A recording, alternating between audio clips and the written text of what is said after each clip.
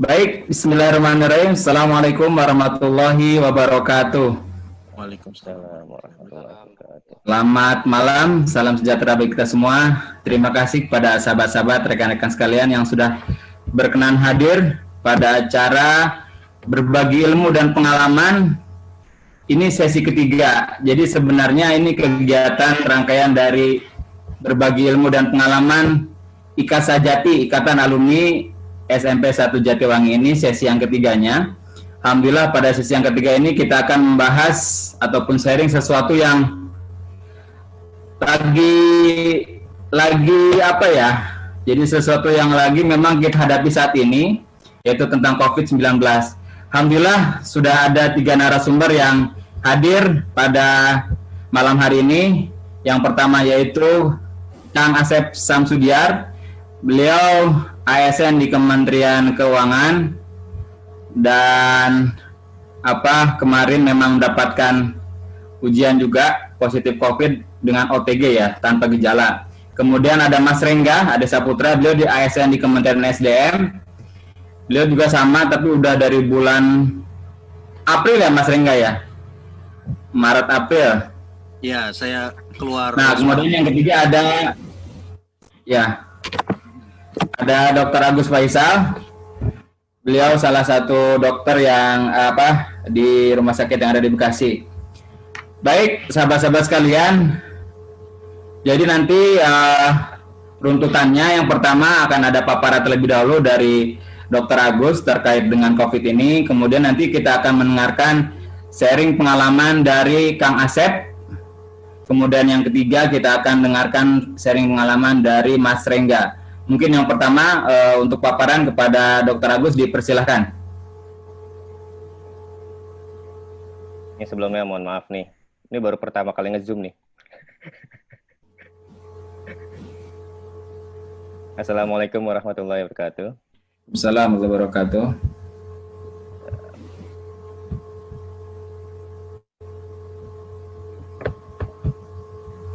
Jadi kalau masalah tadi ada OTG, pernah kena semua ya. Saya juga sempat ngalamin isolasi, walaupun ternyata swab-nya negatif. Jadi rapid-nya reaktif. Jadi sempat isolasi, terus pas swab-nya ada, alhamdulillah swab-nya negatif. Bentar Den, nih videonya ngalangin itunya gimana Den ya? Enggak apa-apa, langsung ini aja. Kalau di yang lainnya enggak. Ah, sip. Enggak, tapi guanya nggak bisa baca. Oh gitu. Digeserin ininya. Ah ya benar. Sorry. Nggak gini aja ya. Nah, jadi pertama kenal dulu lah ya, walaupun udah tahu semua mungkin ya. Jadi apa itu COVID-19, apa itu virus corona. Jadi secara gampangnya ya, COVID-19 itu nama penyakitnya, virus corona itu ya penyebabnya virusnya. Jadi sebenarnya kalau virusnya sendiri udah ada dari dulu, dari 2012 sampai 2014 yang Ebola ya. Ini dari segi jumlah kematiannya. Ini data yang COVID-19, ini data yang Februari, nanti ada data yang barunya. Jadi tapi cuma buat ngelihat yang 3 yang lainnya aja, bahwa sebenarnya tingkat kematiannya termasuknya paling rendah daripada yang Ebola itu sampai 40%. Ini data terakhir yang diambil tadi siang, berarti datanya kemarin ya, yang hari ini saya belum lihat lagi. Ini katanya ceplok telur nih, kasusnya hari ini, yang kemarin itu 4.168 kasus dalam satu harinya.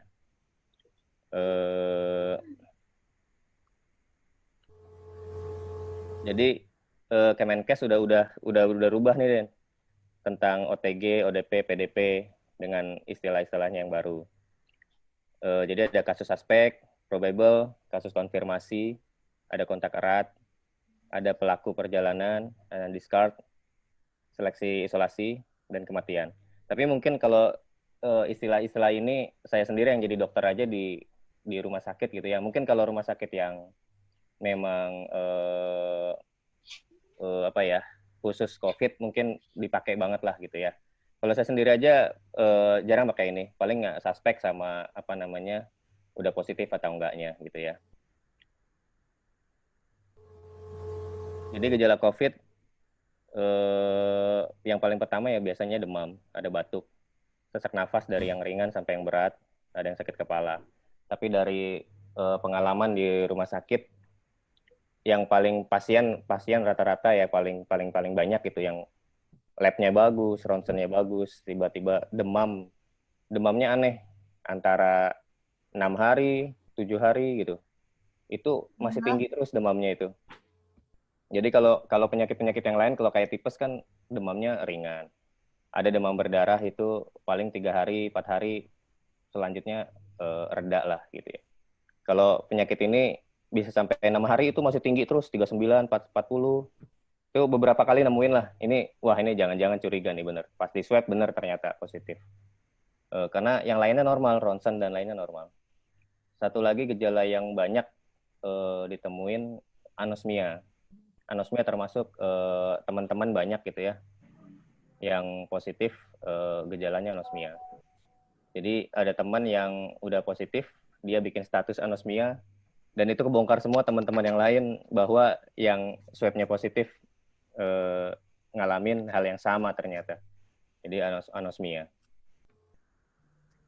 Dan beberapa ada yang tidak menimbulkan gejala. Siapa yang paling beresiko terkena corona? Tentunya ya orang terdekat yang ngurusin si pasien ataupun orang Mie apa? Mie kuah ya? tim medis ya. Mie kuah telur. Mie rebus apa? Telur ya? Ini corona ini pada kasus lansia yang di atas 70 tahun mungkin keadaannya jadi terasa lebih berat. Orang yang punya riwayat sakit jantung, diabetes, sama yang memiliki penyakit paru-paru. Tapi dari kasus dari teman-teman beberapa hari yang lalu juga ada teman dokter juga dia meninggal almarhum kena COVID. Yang saya tahu dia nggak punya gejala, selama ini nggak pernah punya gejala penyakit gitu ya. Seumuran saya biasanya penyakit kronis juga belum muncul.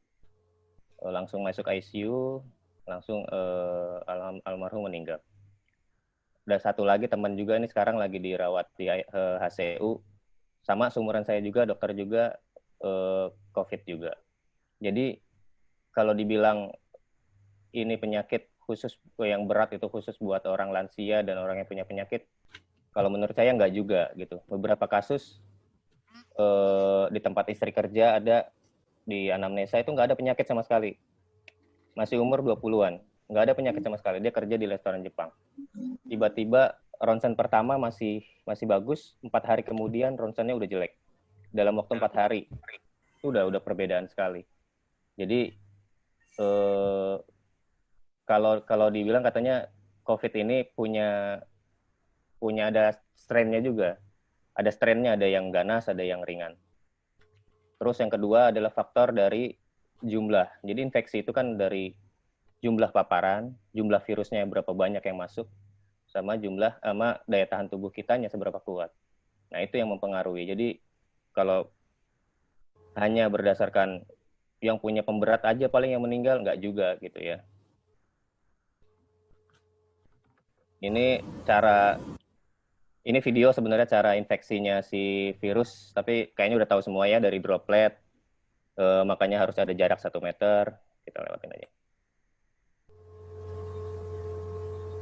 Cara mencegahnya ya pertama, karena virus ini dari droplet, lewat hidung, jadi masuknya saat kita bicara, batuk, saat bersin, dua-duanya nggak pakai masker, ini sangat-sangat infeksi sekali, gampang sekali ya.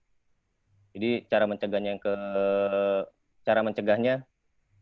5 selalu nih, ada 5 selalu: jaga jarak aman, selalu hindari kontak erat, selalu pakai masker, selalu cuci tangan pakai sabun, selalu ikuti aturan pemerintah serta protokol di tempat umum dan usaha.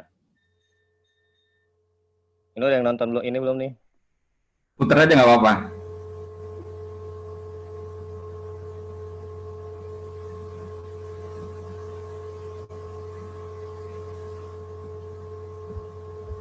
Suaranya ada nggak?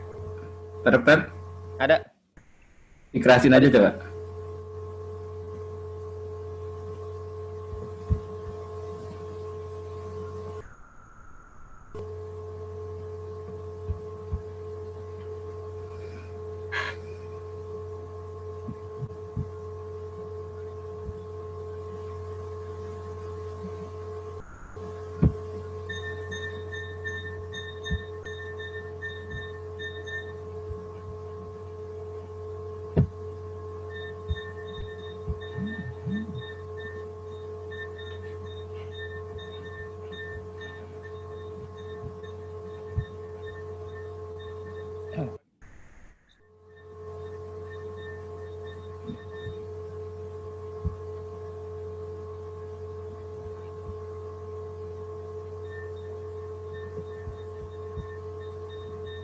Nggak kedenger suaranya ya. Di Mas Rengga kedenger nggak?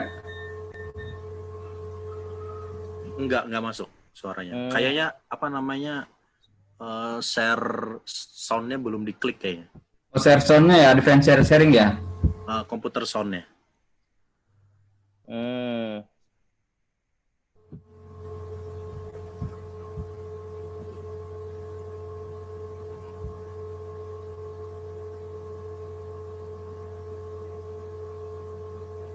Di presenter atau di admin ya? Biasanya. Di yang ini, yang share screen siapa? Oh, Pak Dokter nih yang share screen-nya. Kalau mau pas waktu share screen ambil yang advance, habis itu nanti di bawah kan ada tuh komputer sound share itu. Nah, itu diklik. Oh, belum sampai ilmunya nih. Ya, nggak apa-apa. Nanti bisa kita share ya. Ini videonya bagus banget ini. Nah, ini antara yang pakai masker sama yang enggak ya. Kalau di sini orang yang sakit nggak pakai masker dan orang yang sehat nggak pakai masker, ini tingkat risiko tertular sangat tinggi. Yang kedua, yang bawahnya yang orange, yang sakitnya nggak pakai masker, sedangkan orang sehatnya pakai masker, ini tetap tinggi. Karena semua virusnya keluar semua, nggak ada yang ketahan ya. Yang kuning ini yang sakitnya pakai masker, orang yang sehatnya nggak pakai masker, ini menengah. Kalau dua-duanya pakai masker, tingkat resiko tertularnya jadi rendah. Dan kalau pakai masker dua-duanya ditambah jaga jarak, ini jadi sangat rendah. Ini hal yang penting, disiplin pakai masker. Yang pertama, sebelum pakai masker itu cuci tangan dulu. Yang kedua, periksa maskernya sobek apa enggak ininya ya, kualitasnya lah. Yang ketiga, jangan sentuh bagian depan masker saat dipakai. Jadi dari talinya aja. Terus masker ini kalau masker medis, kalau ada yang ada apa namanya besinya, kalau masker kain ya nggak apa-apa. Intinya di bagian hidung dan mulut tertutup. Untuk melepas masker, buka dari sisi tali samping. Terus usai pakai ya, kalau yang masker kain tentunya dicuci ya. Tapi yang paling penting dari ini, intinya bagian depan itu nggak boleh dipegang karena itu bagian paling infeksius. Jadi bukanya selalu dari samping. Ada lagi, jangan turunin ke dagu masker itu. Karena saat kita pakai masker, otomatis di dagu, di leher. Di leher ini kan banyak terpapar virus dan lain-lain. Saat kita turunin, bagian masker bagian dalam itu nempel di bagian leher itu. Nah, saat kita pakai lagi, nah virus bisa bilang tuh, terima kasih udah dianterin ke dalam hidung dan mulut. Kalau yang ini sama yang tadi, jadi intinya masker itu dipakai harus menutupi hidung, mulut, sampai dagu. Jadi benar-benar harus ketutup semua. Jadi jangan hidungnya kebuka atau dagunya enggak, karena kalau dagunya kebuka juga bisa kepapar, dan saat kita beresin, ini bisa masuk juga. Jadi benar-benar semua ketutup. Nah ini kalau jenis bahannya ya untuk masker kain, jadi kalau bisa 3 layer, Tapi paling enggak bagian dalam tuh yang bisa menyerap, cairan lah ya, untuk keringat, droplet. Dan bagian luar itu cairan yang anti air lah istilahnya. Jadi droplet nggak bisa masuk. Nah ini untuk anak-anak. Jadi dari rekomendasi WHO khusus untuk anak-anak, saat-saat tertentu boleh nggak pakai masker. Misalkan belum berusia lebih dari 5 tahun, demi keselamatan karena belum dapat pakai masker dengan benar. Yang kedua, saat berada di rumah dan tidak bergejala COVID atau tidak ada pasien COVID di dalam rumah. Ketika ada kondisi kebutuhan khusus untuk melihat mulut anak, masker bisa digantikan face shield. Jadi kalau lagi meriksa apa buat anak nggak apa-apa. Terus sama orang dewasa sih, kalau beraktivitas fisik yang berat atau bermain olahraga itu boleh dilepas. Tapi tetap dilepasnya olahraganya pun di tempat yang aman ya. Ini ada ininya, mending engap pakai masker atau engap pakai ventilator katanya. Milih yang mana nih, Den? Jangan sampai lah. Jadi lebih baik nggak pakai masker lah ya. Ya terus. Nah, ini etika batuk. Jadi kalau batuk di tempat umum mau dimanapun, etika batuk selalu tutup pakai lengan bagian dalam. Kalau pakai tisu, tisunya harus dibuang, jangan ditaruh sembarangan. Setelah itu langsung cuci tangan. Cuci tangan kalau di kita itu sampai ada lombanya di rumah sakit tuh. Lomba cuci tangan tuh ada. Jadi ini udah wajib. Ada 6 langkahnya ini, 6 areanya ini wajib. Jadi bisa dijadiin inilah buat apa ya, kebiasaan. Jadi dengan cara begini udah hafal, nanti nggak ada yang kelewat bagian-bagian area tertentu, kita lengah lah gitu. Dengan cara begini kita nggak lengah kena semua. Ini protokol masuk rumah. Sampai di rumah ya jangan sentuh apapun, langsung mandi. Siapin kotak di dekat pintu buat barang-barang yang memang banyak terpapar kayak handphone dan lain-lain, masukin ke situ sebelum didisinfektan. Kalau memang nggak mandi, minimal bersihin tangan sama bagian-bagian muka yang terpapar. Kalau vitamin ini, vitamin C terutama, ini memang dipakai untuk pasien-pasien COVID. Biasanya dosis tinggi. Biasanya 1000, kalau buat kita buat menjaga aja sih 1000 cukup. 1000 cukup. Kalau pasien-pasien COVID, memang rumah sakit yang saya kerja memang bukan rumah sakit rujukan, tapi kan banyak inian ya, info itu bisa sampai 8.000 mg per hari. Gitu. Jadi kalau kita pakai 1000 sebenarnya nggak ada masalah ya. Kesimpulannya, apa yang bisa kita lakuin sih dalam menghadapi pandemi ini? Yang pertama, menjalankan protokol kesehatan seperti yang sudah dijelaskan. Jadi ibaratnya kita perang nih, kita harus tahu dulu nih virusnya nih ngapain, jaraknya seperti apa. Virus ini sebenarnya masuknya kan cuman 3, dari mulut, hidung, dan mata. Yang penting itu ditutup, disiplin, insya Allah aman gitu kan. Jadi kita harus kenal virusnya, masuknya lewat mana, itu yang ditutup gitu. Jadi nggak perlu takut yang seperti apa sebenarnya, tapi tetap harus waspada dan disiplin kuncinya. Yang kedua, ini saatnya kita mendekatkan diri pada Allah SWT. Semakin kita yakin dengan ketetapan Allah, maka kita semakin ikhlas. Dengan ikhlas pasti tidak stres nih. Stres bisa menurunkan imun tubuh. Kalau imun tubuh kita turun, virus bisa masuk. Jadi kalau yang kedua ini lebih ke hati dan pikiran. Jadi kalau kita mau perang nih, alat-alatnya, masker dan lain-lain udah siap, hatinya juga harus siap. Yang ketiga, jangan fokus mikirin tentang penyakitnya, karena penyakitnya bukan hanya COVID. Tapi bagaimana kita fokus memperkuat diri kita, baik secara rohani, kayak nomor 2 tadi, dan jasmani. Tidur, istirahat yang cukup, makan bergizi, olahraga, dan bila perlu minum vitamin C. Jadi peralatannya, masker dan lain-lain itu tadi dari luar, dari dalamnya jasmaninya kita kuat, rohaninya kita kuat, insya Allah aman. Yang keempat, Allah tidak akan membebani seseorang melainkan sesuai kemampuannya. Ini videonya lumayan bagus buat ending sebenarnya, tapi nggak ada suaranya ya, sayang banget. Dicoba.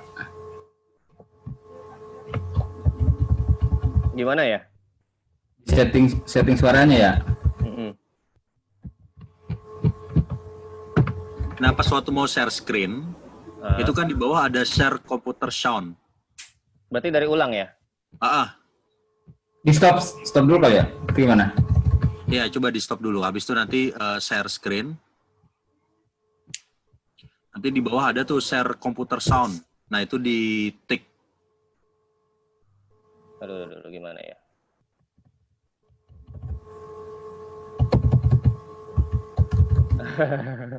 Nggak bisa, Den.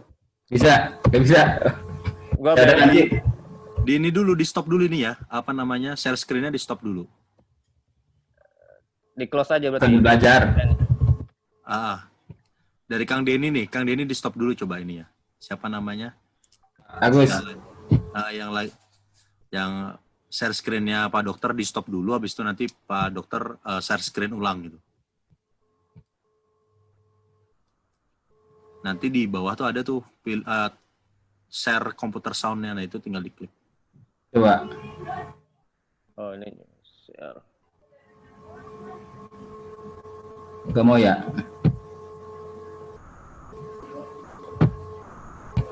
Bisa, Den? Sorry. Kayaknya wah ini bagus banget nih ya ini ya buat endingnya ya. Oke, nanti kita coba putar lagi. Nanti bisa dikirim di ya, Gus, Pak Dokter. Boleh. Ya, baik. Oke, sekarang ini terima kasih ya. Ini channel saya. Udah gitu aja ya. Assalamualaikum warahmatullahi wabarakatuh. Waalaikumsalam warahmatullahi wabarakatuh. Terima kasih Pak Dr. Agus. Ini tadi belum dikenalkan juga. Sahabat saya, beliau alumni SMA Islam Al-Azhar Cirebon. Saat ini bertugas di Rumah Sakit Seto Hasbadi Bekasi. Walaupun mungkin tidak menangani khusus tentang COVID, tapi alhamdulillah banyak sekali ilmu dan pengalaman serta tips yang mungkin mudah-mudahan nanti paparannya bisa di-share ya. Dan beliau selain dokter juga YouTuber nih. YouTuber termasuk nanti nih materi selanjutnya YouTuber juga nih. Baik, selanjutnya kami persilakan Kang Asep Samsudiar. Sebagai informasi, beliau adalah ASN di Kementerian Keuangan dan alumni SMP 1 Jatiwangi. Beliau pekan kemarin ya baru selesai isolasi di rumah sakit atau di Hotel Ciputra kerjasama dengan Rumah Sakit Pelni di Jakarta. Mungkin kepada Kang Asep dipersilahkan. Nanti videonya saya tampilkan ya. Cuma belum di-download. Kang Asepnya mana nih? Oh, ada. Halo. Assalamualaikum. Waalaikumsalam. Ada. Ada. Pak dokter di ini dulu, stop screen dulu, maaf. Keren. Ya. Dah? Ya, sip. Mangga Kang Asep. Atau share video dulu? Saya ngikut aja, Kang Dini. Mau video dulu, mau... Kedap, ini dibuka ya. Jadi ini ada video menarik dari Kang Asep. Mudah-mudahan jadi inspirasi. Siap, kita dulu. Alhamdulillah nih ada juga Pak Ahmad Stolani. Ini satu perumahan dengan saya. Beliau sedang isolasi di Rumah Sakit Pusat Pertamina. Alhamdulillah sudah bergabung. Mudah-mudahan nanti di sesi setelah pemaparan juga bisa menyampaikan seperti apa nih perasaannya yang lagi isolasi. Nah ini, bentar.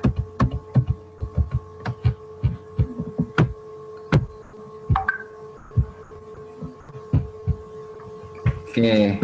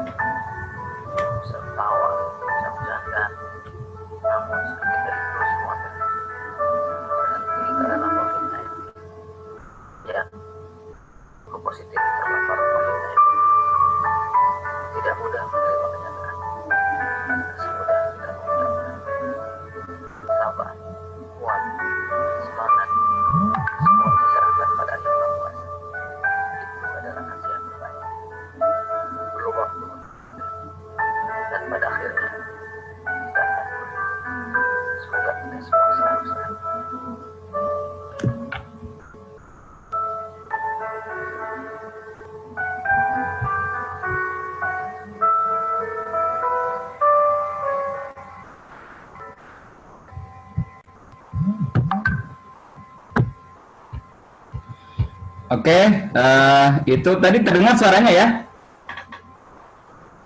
Terdengar nggak suaranya, Kang Sep? Suaranya pelan, nggak apa-apa. Agak pelan. Baik, baik. Ya, setidaknya message-nya tersampaikan lah bahwa tidak semudah itu ketika diisolasi.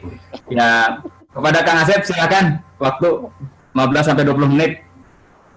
Ya. Ya, Assalamualaikum warahmatullahi wabarakatuh. Waalaikumsalam warahmatullahi Ya wabarakatuh. memang, ya terima kasih. Memang video itu dibuat mungkin minggu pertama kali ya, minggu pertama. Ya kira-kira ya perasaannya seperti itulah. Ya gimana enggak ya, pasti sedih lah mendengar itu kan. Kalau di kantor itu kan kita, ya di kantor saya tempat bekerja kita udah alokasi untuk menyediakan penanganan COVID sekian triliun rupiah, udah tergambar gitu. Alokasi untuk COVID ini harus dilakukan dengan akun sekian, sudah dipetakan untuk penanganan COVID dari segi keuangannya gitu. Nah, setelah menyiapkan angka-angkanya itu, bagaimana tidak saya terkena itu ternyata. Jadi awalnya begini cerita. Waktu akhir Juli, ya awal-awal Agustus itu saya memang pulang kampung, saya mudik ke Bandung saya itu. Mudik ke Bandung hari Sabtu ya, Sabtu gitu ya. Terus kembali lagi ke Jakarta hari Senin pagi. Bang itu mungkin capek ya, jadi saya istirahat dulu tuh hari Senin itu. Saya nggak masuk kantor hari Senin. Nah, Selasanya memang saya masuk kantor itu awal Agustus. Hari Senin nggak masuk, Selasa sampai Jumat saya masuk memang ke kantor. Nah, hari Jumat memang itu makanya saya masuk OTG atau tidak OTG. Ya biarkan nanti Pak Dokter yang menilai. Saya nggak bisa mengatakan saya OTG atau bukan. Yang jelas di minggu itu memang saya itu ada kayak gejala flu biasa gitu ya. Kayak ya flu, demam sih enggak karena suhu saya aman. Suhu saya nggak nyampe 37, 36. Mesti diperiksa itu sampai dengan saya keluar dinyatakan negatif. Memang saya belum pernah melebihi dari 37. 36,8, 3,6, 36,6, 36. Jadi sekitar 36 terus kalau suhu. Namun kalau yang lain batuk-batuk kecil ada memang sekali-sekali, walaupun tidak selalu. Ya. Jadi di awal Agustus itu memang saya masuk bekerja.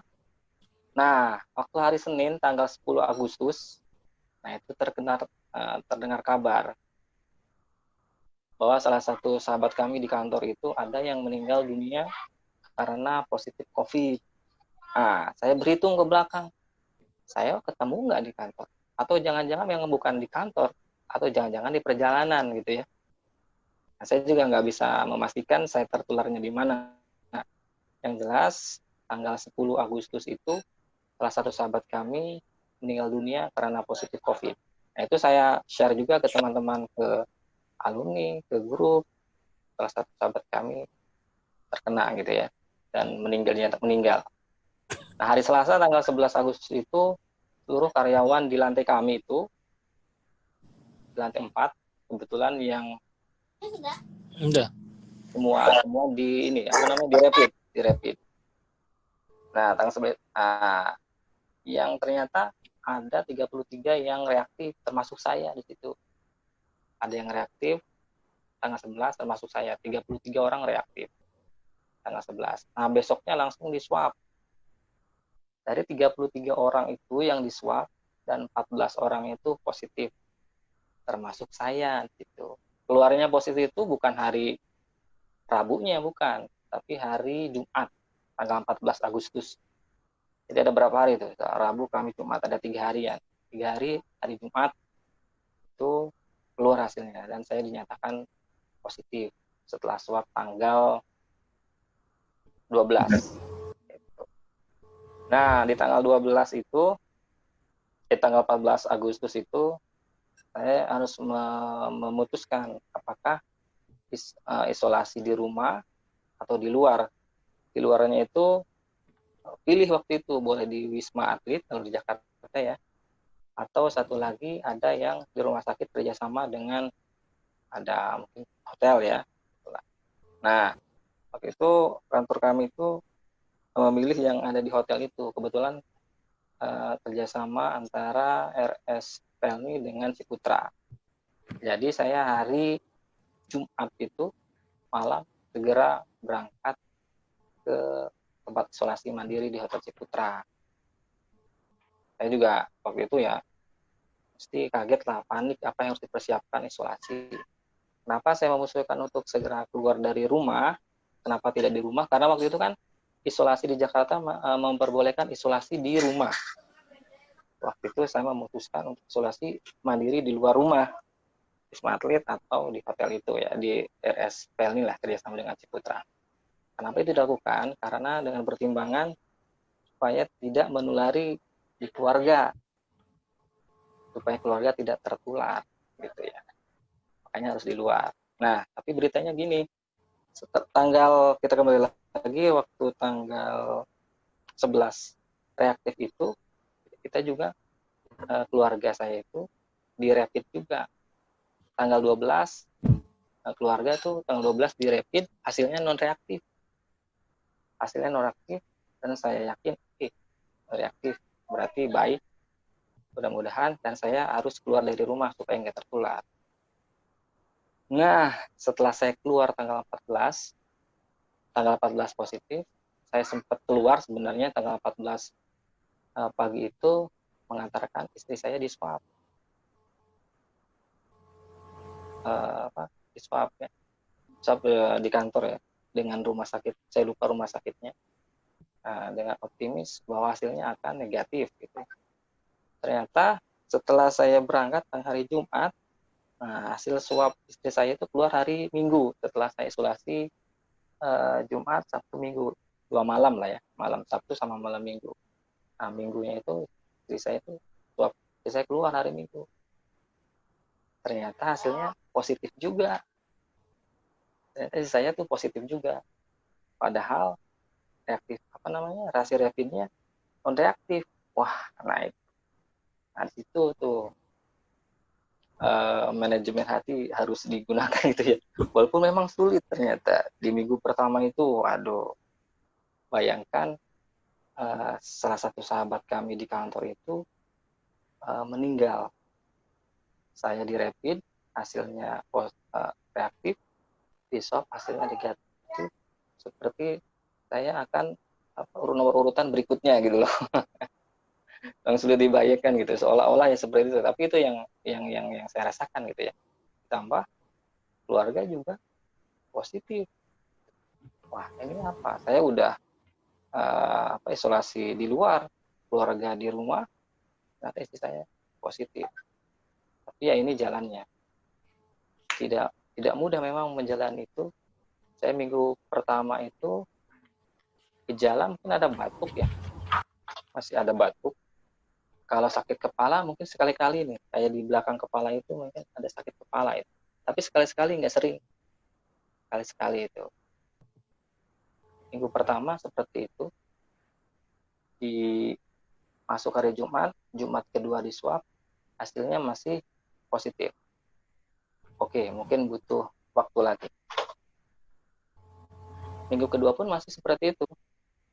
Masih mungkin batuk sekali-kali ya, agak jarang sih. Hampir jarang tapi ada batuk.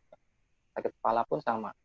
Walaupun enggak terlalu sakit kepala. Sekali-sekali ada timbul itu. Nah, Jumat yang ketiga, Jumat saya masuk, Jumat kedua di swab masih positif, Jumat berikutnya yang ketiga di swab lagi dan hasilnya masih positif. Jadi saya 2 kali swab di situ masih positif. Udah 2 minggu lah berarti. Masih positif juga. Nah, di situ tuh saya ngedrop. Karena kenapa udah 14 hari ini saya masih belum negatif juga. Kenapa ada? Nah, di situ saya tuh lapor gitu ya. Ini nggak ada progres. Ini harus harus dilakukan gitu ya. Waktu itu saya daripada di sini nggak ada progres, saya minta pindah aja ke Wisma Atlet. Karena mungkin saya di sini nggak kan di dalam satu kamar, saya nggak boleh keluar kamar kan. Saya bisa melihat jendela, lihat kolam renang, lihat airnya, lihat kepadatan ibu kota, lampu dari pagi sampai maghrib, ya gitu aja terus sampai 14 hari gitu ya. Itu lihat telepon, WA, video call dengan keluarga, video call dengan orang-orang di tempat kerja gitu ya. Nonton TV jarang sih, sebenarnya takut saya nonton TV daripada nanti ngedrop gitu ya.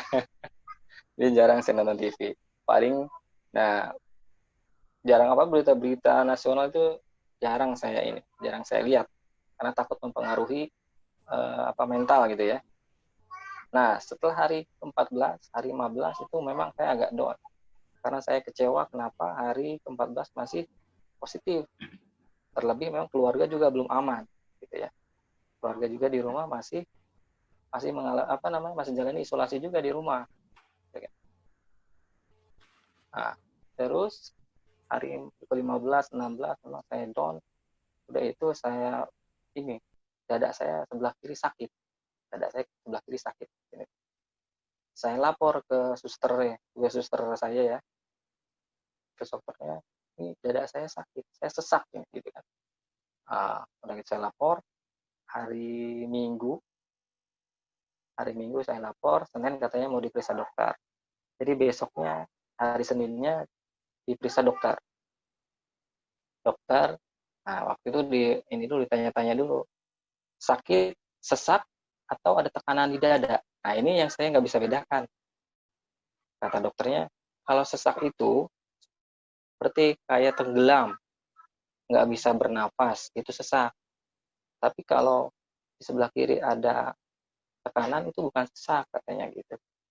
Oh, alhamdulillah saya nggak sesak. Ternyata yang ke paru-paru semoga tidak gitu ya. Jadi dicek paru-paru saya kan. Cek, nggak di scan memang karena kan di tempat isolasi bukan di rumah sakit ya. Cek paru-paru, nggak ada gejala apa-apa, nggak apa-apa bagus paru-paru. Nah, satu lagi di jantung. Ini tekanan itu sebelah kiri itu di dada itu jantung. Nah, tadi periksa jantungnya tuh karena ada tekanan itu kan. Kalau sakit dada pas mau tiduran itu ada tekanan memang, tekanan. Jadi saya nggak bisa tidur tuh. Kurang tidur itu karena ada tekanan itu. Tapi kalau tenderan berdiri gitu, nah itu nggak ada tekanan. Pas mau tidur aja, kalau tidur aja ada tekanan. Cek kaki dijapit, semua dada itu ditempelin alat tuh, kabel itu saya nggak tahu namanya, mungkin nanti dibantu Pak Dokter nama alatnya apa itu. Ditempel-tempelin ke dada, dicek, nanti ada muncul grafik-grafik. Nah, dilaporkan grafik-grafik itu ke dokter ahli jantung. Ternyata memang kemudian itu jantungnya aman. Aman Pak, jantungnya nggak apa-apa, nggak ada sesak, jantungnya aman. Nah, saya tanya, itu kenapa jantung saya kok ada tekanan? Ternyata memang dari stres. Hanya memang saya minggu ketiga itu setelah hari ke-14 masih positif juga, memang saya agak kecewa tuh. Apa saya belum baik juga, nggak ada progres gitu ya. Yang lain udah pada keluar tuh, kan pada keluar. Ada beberapa yang sudah keluar, saya belum keluar. Wah, itu saya down tuh. Kenapa saya belum positif juga? Gitu. Nah, memang katanya yang karena oh iya saya lupa. Saya juga ini apa namanya? Tekanan darah saya juga masih terakhir sebelum dinyatakan negatif itu, darah saya tekanannya 144. 144. Pertama kali itu masih 152 apa berapa gitu. 155 mungkin. Terus 144. Terus ya mungkin dari hipertensi ke jantung mungkin. Karena stres itu. Kayak untuk mengelola stres itu waktu itu saya sulit sekali ya. Hanya penting sekali itu menjaga supaya nggak stres itu. Nah, di minggu ketiga saya dapat kabar dari rumah ternyata keluarga udah keluar hasilnya, udah di swab dan hasilnya alhamdulillah negatif. Nah, di situ saya udah mulai tenang tuh. Minggu ketiga di rumah udah negatif gitu ya. Aman alhamdulillah. Jadi mungkin stres itu karena mungkin secara tidak langsung mikirin di rumah juga, tapi nggak bisa apa-apa gitu ya, selain berdoa gitu. Jadi beban mulai berkurang. Minggu ketiga saya udah tidurnya udah mulai nyenyak.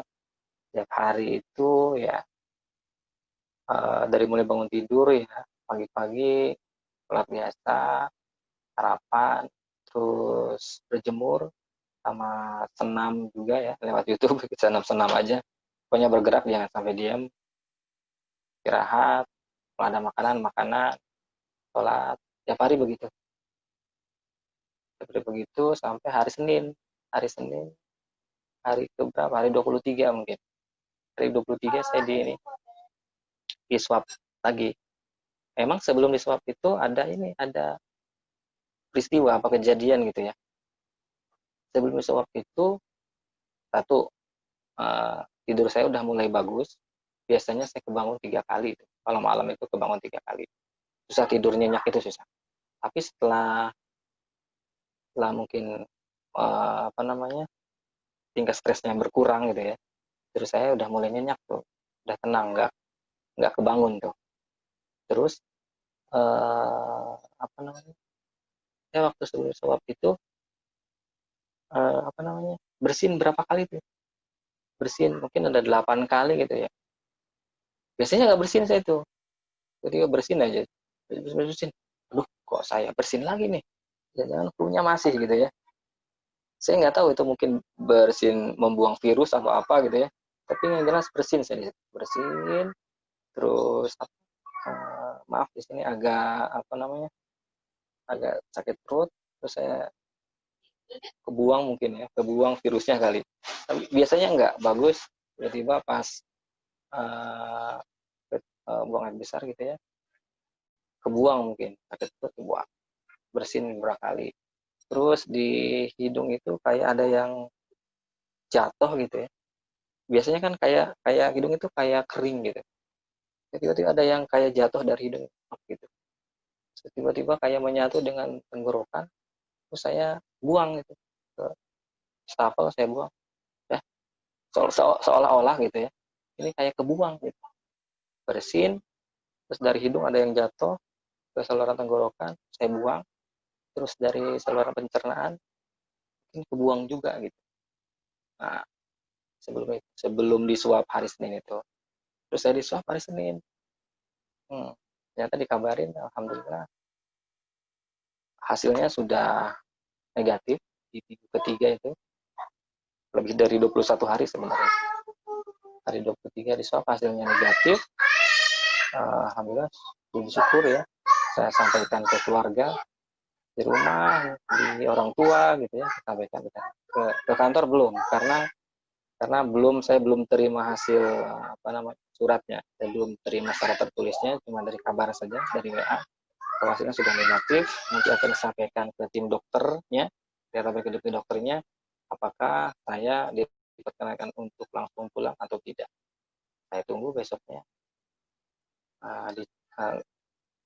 dikabarin hari Rabu udah bisa langsung pulang ke rumah. Ya alhamdulillah, akhirnya hari Rabu saya langsung pulang karena sudah dinyatakan negatif. Dan di rumah pun ya masih, saya selama di rumah seminggu itu belum berani buka masker. Saya masih takut ketemu orang banyak ya, karena satu isolasi, dan saya masih mungkin rentan atau apa ya, saya masih takut untuk ketemu orang banyak. Saya di rumah pun saya belum berani buka masker selama 1 minggu 7 hari. Hari ke-8 mungkin saya baru pakai masker, tapi kadang dibuka kalau di rumah itu ya, buka, lepas ini lagi saya tutup lagi gitu ya. Ini saya tanggal 7 mungkin 7 September tadi nyatakan negatif, sampai sekarang mungkin udah 2 minggu kali ya, udah 2 minggu, hampir 2 minggu ya. Besok hari Senin udah 2 mingguan lah. Saya kira itu aja yang sedikit sharingnya dari sebelum dinyatakan positif sampai dinyatakan negatif. Alhamdulillah. Baik, Kang Asep, terima kasih. Mudah-mudahan nanti akan ada banyak pertanyaan dari teman-teman sekalian, karena ini Kang Asep tuh di Dijen Pembendaharaan ya, Kang Asep ya? Ya, betul. Yang tadi di prolog ngitung-ngitung bab biaya COVID itu berapa jumlahnya gitu. Ya, kalau sampai Juli sih udah 695 triliun. Wih, jadi 695 triliun. 690. Jadi betapa besar sekali anggaran negara yang digunakan untuk COVID ini. Baik. Terima kasih Kang Asep. Luar biasa ini, ternyata untuk saat positif itu tidak mudah berarti ya. Baik. Selanjutnya ya. paparan atau sharing dari Mas Rengga Desa Putra. Beliau adalah ASN di Kementerian SDM. Lebih tepatnya beliau seorang inspektur tambang yang pernah positif juga dan sudah dituangkan ceritanya dalam YouTube. Nanti bisa dilihat di YouTube-nya karena beliau adalah YouTuber nih, Mas Rengga. Mungkin langsung aja kepada Mas Rengga, 15-20 menit sharingnya dipersilakan. Oke, thank you Kang. Saya ini ya, apa namanya, ada paparan sedikit sih sebenarnya untuk mempermudah. Oh boleh, mangga. Oke. Oh iya, tadi siapa namanya? Kang Asep, 695 triliun itu termasuk pulsa yang buat PNS bukan ya? Di dalamnya. Boleh. Itu dipakai pulsa kok. Udah boleh sekarang. Udah include Kita ya? malah belum kita. Oh gitu. Oke. Udah kelihatan belum Kang Denny? Udah. Udah ya, oke. Nah ini identitas saya, nama Rengga Desa Putra, jenis kelamin laki-laki, usia 30, pekerjaan saya, tadi sudah disebutkan juga, inspektur tambang, terus komorbid, saya nggak ada. Oke, ini sedikit resume pengalaman tertular COVID-19 yang saya alami ya. Di minggu kedua bulan Maret, jadi saya melakukan perjalanan dari Jakarta Kaltim PP lah. Itu saya berangkat awal minggu, pulangnya sekitar hari Jumat. Dikarenakan sebagai pekerjaan saya sebagai inspektur tambang, pada waktu itu saya melakukan inspeksi di salah satu tambang. Kebetulan memang tambang tersebut itu banyak ekspatriat dari Korea. Nah, ketika di lokasi tambang tersebut, ini saya ketemu dengan ada 2 orang yang ada gejala lah, batuk-batuk gitu kan. Nah itu pertama saya ketemu yang pertama itu di hari Selasa, kemudian yang orang kedua itu saya ketemu di hari Jumat, di hari terakhir ketika saya di sana. Dan kebetulan yang hari terakhir itu adalah driver. Nah, di minggu terakhir, di hari terakhir ketika saya di Kaltim, itu di Balikpapan, udah muncul keluhan pertama itu adalah tenggorokan kering. Jadi benar-benar, saya belum pernah ngerasain sih sebenarnya tenggorokan sekering itu gitu. Jadi setelah berinteraksi dengan driver yang mengantar saya dari lokasi tambang ke Balikpapan, itu kebetulan memang waktu itu saya nggak pakai masker juga nih. Ini salah satu kesalahan saya yang paling fatal lah pada waktu itu. Dia batuk ke arah AC dan saya berada tepat di belakangnya gitu kan. Jadi langsung ini batuknya dia itu langsung menuju saya gitu. Nah, dalam hitungan jam itu pagi, mungkin sekitar jam 8, jam 9, saya dibatukin sama si driver itu. Kemudian habis sholat Jumat, di siang harinya tuh langsung tuh mulai tenggorokannya kering sekering-keringnya gitu kan. Kering banget. Itu awalnya tenggorokan kering dari siang sampai malam, sampai saya tidur tuh masih tenggorokan kering. Besoknya langsung batuk. Nah batuk itu berlangsungnya agak lama nih batuknya. Batuknya juga batuk kering kan. Selain batuk juga muncul keluhan saya itu matanya merah pada waktu itu kan. Saya bingung nih, biasanya kan kalau kita mata merah entah dikucek atau misalkan terinfeksi apa gitu kan. Nah ini saya nggak ada kucek mata, nggak ada ngapa-ngapain, tapi matanya perih gitu kan, perih dan merah gitu. Kemudian mulai karena batuk ada mulai meler gitu. Nah di situ udah hilang tuh, nggak bisa cium bau-bauan. Nah kebetulan di rumah itu kan saya memang banyak parfum ya, maksudnya pewangi ruangan. Nah waktu itu saya bingung nih, kok ini di rumah saya nggak ada keciuman apa-apa gitu kan, pewangi ruangannya kok kayak nggak habis gitu kan. Saya cek semua masih full gitu, sampai saya semprot pewangi ruangan itu ke depan hidung, nggak kecium apa-apa. Kemudian di situ juga saya tiba-tiba sakit perut, diare, mual muntah, sampai nggak nafsu makan tuh. Itu di minggu kedua. Masuk di minggu ketiga Maret, itu keluhannya itu makin tereskalasi gitu. Di minggu ketiga Maret itu batuk masih, jadi menerus gitu batuknya. Mulai badan itu udah lemes, pusing, nyeri ototnya yang agak aneh waktu itu adalah nyeri otot. Ini menurut saya kayak orang yang baru pertama kali nge-gym, kan itu langsung kayak mungkin ototnya kayak kaget gitu ya, langsung pegel-pegel semua. Jadi otot-otot tangan, terus di belakang punggung sampai ke paha itu sakit tuh, bukan main gitu kan, nyeri otot. Kayak saya habis nguli, ngapain lah. Itu juga awal di sini saya sudah mulai agak curiga gitu loh. Ini kenapa gitu kan, ada apa ini kok agak aneh nih di tubuh gitu. Oh ya, ketika di minggu kedua Maret itu saya batuk, ini saya sebenarnya juga mulai curiga karena saya di bulan Desember 2019 itu sudah vaksin influenza. Jadi kan kalau dari pengalaman saya sudah, biasanya kalau saya vaksin influenza itu kurang lebih sekitar 1 tahun itu saya nggak ada lah batuk pilek itu nggak ada. Ini kok saya batuk gitu kan, saya agak curiga juga waktu itu. Nah sempat ngobrol sama teman yang dokter, dia bilang gini, jangan-jangan kamu kena flu yang strain yang berbeda gitu kan. Terus dia sambil bercanda tuh gini, ini kayaknya jangan-jangan strainnya corona nih, dia bilang kan. Makanya ada batuk pileknya gitu, bukan influenza biasa. Nah kemudian tadi nyeri otot itu mulai demam. Di minggu ketiga Maret itu saya mulai demam. Di hari Selasa saya mulai demam. Nah demamnya pun aneh nih. Demamnya itu kayak demam tipes. Kalau kata dokter Denny yang di kantor. Jadi saya mulai demam itu habis sholat asar itu mulai demam. Sekitar jam 4, jam 5 sore itu mulai demam. Temperaturnya mulai naik. Kemudian nanti sampai sekitar jam 9, jam 10 malam. Kemudian turun, dingin. Sampai besoknya lagi kayak gitu. Ini kurang lebih saya demamnya itu antara sampai hari ke-7 lah, 6 hari ke-6 sampai hari ke-7 lah demam itu saya mengalami. Di situ kan ada demam menggigil. Nah, sebenarnya saya baru mulai berkonsultasi sama dokter ketika demam ini. Jadi ketika saya demam, di hari ketiga demam, itu saya sudah merasa kayak halusinasi.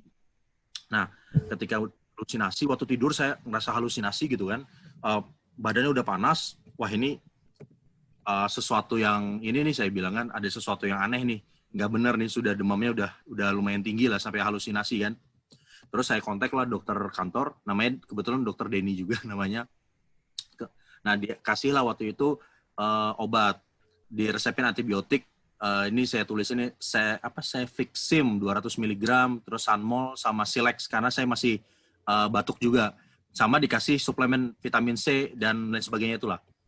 Nah, demamnya waktu dikasih paracetamol itu mungkin hitungan 1 atau 2 jam setelah diminumin obat ini agak turun, tapi naik lagi. Kalau di malam hari itu kan, tapi nanti begitu jam 10, jam 9 itu udah turun. Udah normal lagi gitu. Suhunya kalau demam itu sekitar 38-an lah yang saya alami itu, 38,3, 38,5 gitu.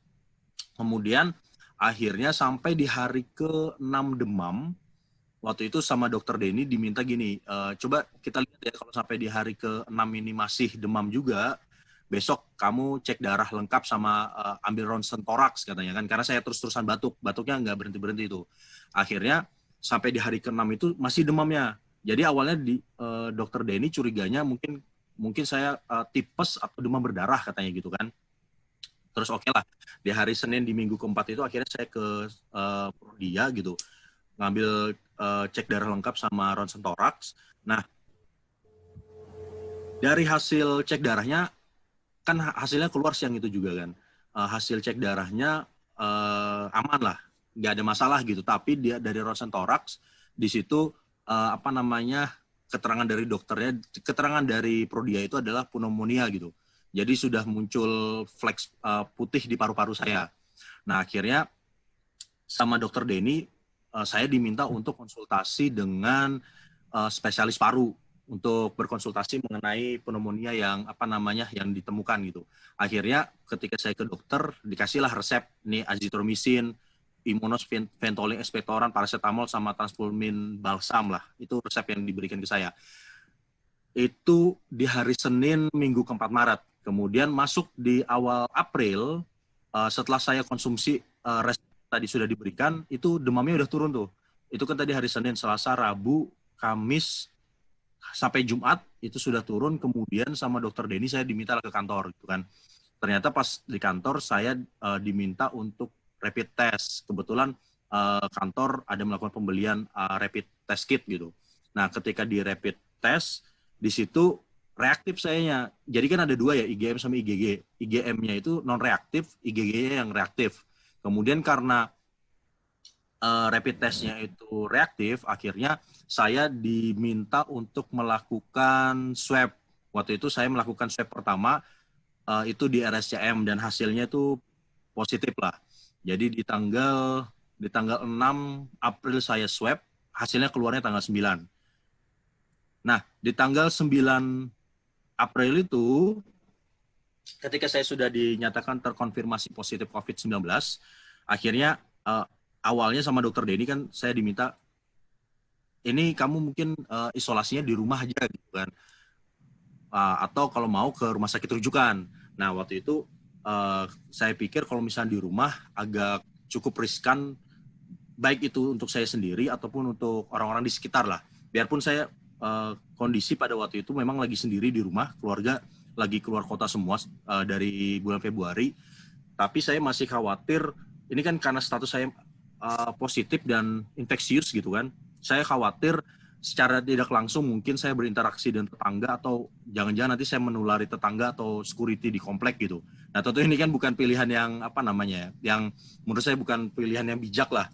Jangan sampai nanti gara-gara saya takut, karena kan terus terang memang berita-beritanya kan, wah kalau sudah tertular COVID terus dibawa ke rumah sakit itu udah kayak selesai lah, sudah finish gitu kan.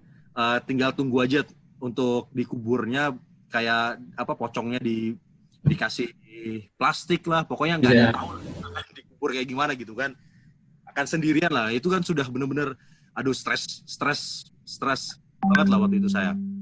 Tapi saya juga pikir kalau misalnya saya memaksakan diri di rumah, ini juga nanti saya bisa nularin orang, tetangga segala kan juga nggak enak kan.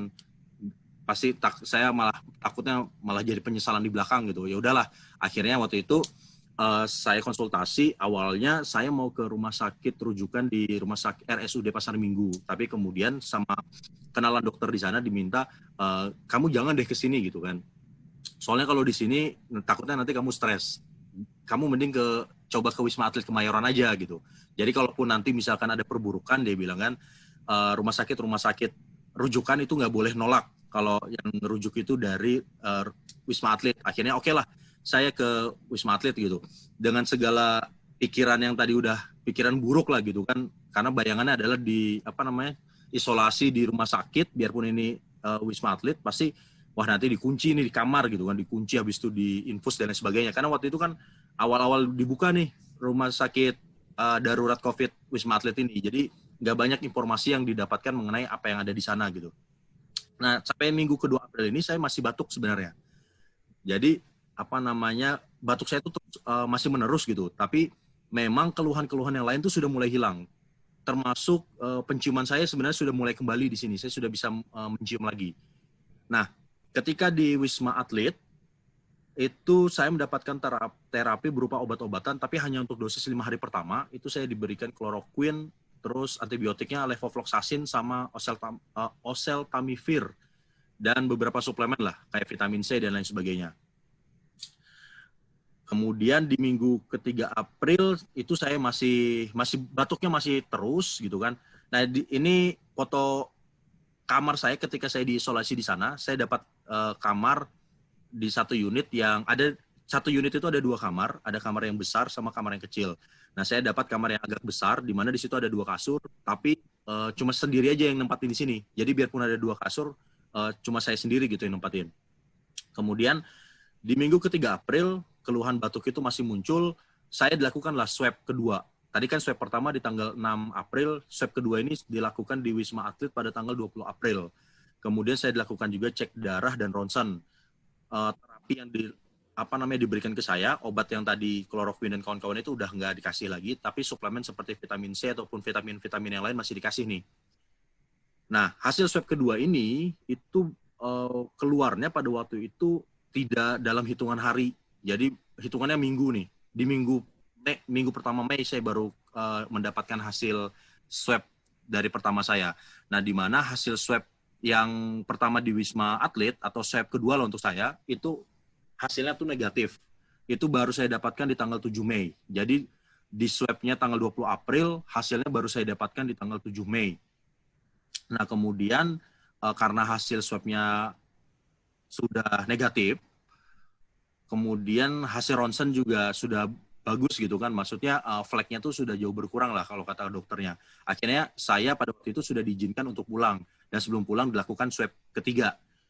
Nah, ketika saya diizinkan untuk pulang, saya juga diminta untuk melanjutkan isolasi mandiri di rumah selama kurang lebih 2 minggu setelahnya gitu kan. Jadi biarpun saya sudah negatif, saya diminta untuk tetap melakukan isolasi mandiri dan tetap dipantau. Nah ini tadi foto kamarnya, kemudian, nah tadi benar memang awalnya ketakutan saya ketika akan diisolasi itu kan seperti aduh nih nanti kayak di penjara nih gitu kan, pasti stres banget gitu. Mungkin penyakitnya biasa-biasa aja. Untuk saya mungkin sudah semakin membaik, tetapi stresnya jangan-jangan makin stres gitu kan. Tapi alhamdulillah memang di Wisma Atlet karena satu unit itu ada 2 kamar dan 2 orang. Ini kalau misalnya kelihatan ya, ini ada namanya Mas Andi yang satu unit sama saya tapi beda kamar. Jadi kami ini berbagi unit. Akhirnya saya sama Mas Andi ini sering sharing lah. Paling tidak kan kami masih bisa bersosialisasi lah sebagai manusia kan. Bukan kayak dikunci di dalam ruangan kemudian berbicara sendiri gitu. Enggak. Untungnya ada teman juga yang sama senasib sebat tanggungan. Akhirnya kami bisa sharing untuk meredakan stres gitu kan. Saling menguatkan lah. Kadang mungkin Mas Andi merasa, karena saya di Wisma Atlet itu kurang lebih 28 hari. Kami berdua nih masuknya sama-sama di tanggal 9 Mei. Dan keluar sama-sama di tanggal 7, masuk di 9 April, keluar di tanggal 7 Mei. Ini kadang mungkin Mas Andinya down gitu kan, aduh Mas ini gimana nih gitu kan, kok kita nggak sembuh-sembuh ya gitu. Terus karena waktu itu mungkin saya lagi masih agak waras gitu kan, akhirnya saya berusaha untuk kuatkan dia gitu kan. Terus nanti di lain kali kan, mungkin saya merasa, aduh ini kok kita nggak keluar-keluar ya, lama banget gitu kan di sini, jangan-jangan kita ini nih makin parah nih di sini gitu. Karena saya ini batuknya terus gitu kan, batuk-batuk terus, tapi udah bukan batuk kering, batuknya udah keluar dahak gitu kan, keluar dahak terus. Mas Andi yang nguatin saya gitu kan, akhirnya kita sama-sama saling menguatkan lah. Nah kemudian selain di sana kita juga sebenarnya selain kita bisa bersosialisasi dengan teman sekamar, kita juga bisa bersosialisasi dengan pasien-pasien positif yang lain. Nah ini adalah foto ketika kami melakukan olahraga ataupun berjemur di rooftop Tower 7 Wisma Atlet. Nah, di foto ini sebenarnya ada yang pakai hazmat ini ya. Ini yang pakai hazmat ini adalah psikolog. Jadi kayaknya memang banyak yang stres gitu kan. Karena pada waktu itu, apalagi kalau mungkin masih ingat ya, di bulan Maret, bulan April itu, banyaknya pasien positif COVID yang meninggal dengan pasien positif COVID yang sembuh itu saling-salipan gitu kan. Kalau sekarang kan yang sembuh dengan yang meninggal itu masih banyak yang sembuh dibanding yang meninggal gitu. Pada waktu itu kan di bulan Maret April itu yang meninggal bahkan lebih banyak dibandingkan yang sembuh kan. Jadi banyak banget yang stres karena takut mengalami perburukan pada waktu itu. Akhirnya memang di Wisma Atlet kita difasilitasi ada psikolog, di mana kalau misalnya kita sudah stres ataupun butuh konsultasi, itu bisa langsung konsultasi dengan psikolog gitu kan. Selain tadi kita bisa bersosialisasi dengan yang lain. Nah kemudian, ini ketika ketika kayak main-main outbound gitulah. Intinya Wisma Atlet minta kita jangan stres deh di sana gitu. Santai aja, kita tetap berdoa semoga cepat sembuh gitu kan, dan tetap semangat ya gitu. Nah selanjutnya, ketika di Wisma Atlet tadi kan karena ketakutan saya terus terang karena tadi seperti yang saya bilang banyak yang orang meninggal dengan banyak yang sembuh itu, akhirnya sembuh atau yang negatif itu kan waktu itu lebih banyak yang meninggal gitu kan. Terus terang saya benar-benar takut lah. Akhirnya salah satu nazar saya waktu itu adalah kalau misalnya saya sembuh dan bisa ikut membantu untuk membantu teman-teman untuk sembuh, saya berharap bisa diberikan lah gitu kan. Akhirnya saya sempat membaca mengenai donor plasma konvalesen gitu yang bisa diberikan kepada pasien-pasien positif COVID.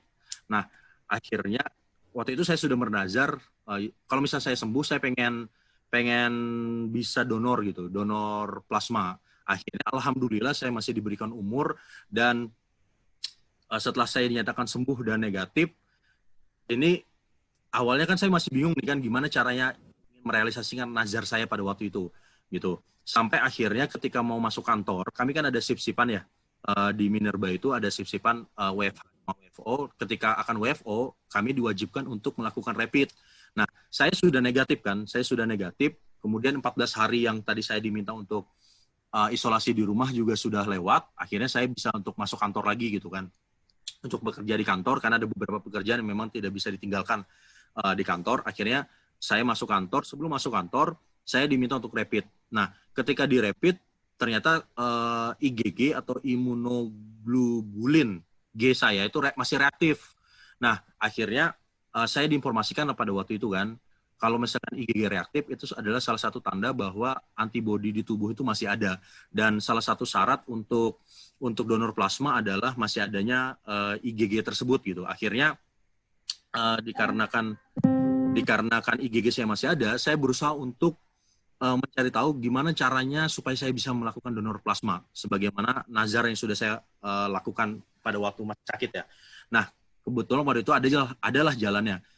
Salah satu fasilitas atau rumah sakit yang dapat melakukan donor plasma itu adalah RSPAD Gatot Subroto.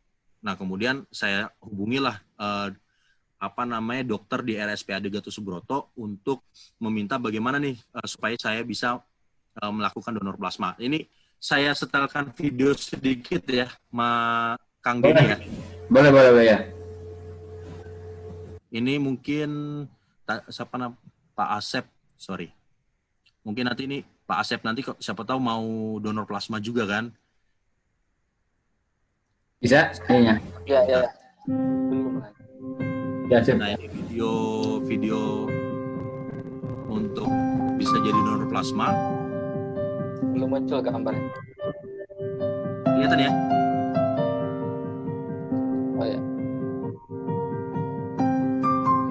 Jadi untuk di Indonesia memang untuk donor plasma itu dari survivor COVID itu plasmanya hanya diberikan untuk pasien corona dengan gejala berat atau kritis. Jadi untuk yang gejala sedang atau ringan itu tidak diberikan gitu kan. Nah, waktu saya kemarin akan donor plasma, selain saya tadi dinyatakan sudah negatif COVID, tapi nanti akan di swab lagi memang. Mereka minta saya untuk di swab lagi. Saya juga dites untuk hepatitis B, hepatitis C, HIV, sifilis, sama dihitung kadar IgG-nya. Kalau yang di alat rapid test kit kan kita cuma tahu itu reaktif atau enggak gitu, tapi kita nggak tahu istilah mereka ya, kadarnya atau apanya lah gitu, di berapa. Nah, kemudian ini syarat untuk donor plasma itu yang pertama adalah usianya antara 18 sampai 60 tahun. Laki-laki atau wanita, tapi untuk wanita itu disyaratkan belum pernah hamil ataupun keguguran. Jadi diutamakan sebenarnya memang laki-laki, kalau wanita yang masih gadis gitu. Kemudian survivor COVID yang dimintanya penyintas COVID yang pernah dinyatakan positif dan pada pemeriksaan swab PCR. Kemudian setelah 14 hari telah sembuh. Nah ini tadi setelah dinyatakan negatif tadi, 14 hari kemudian sudah negatif gitu. Ini kriterianya.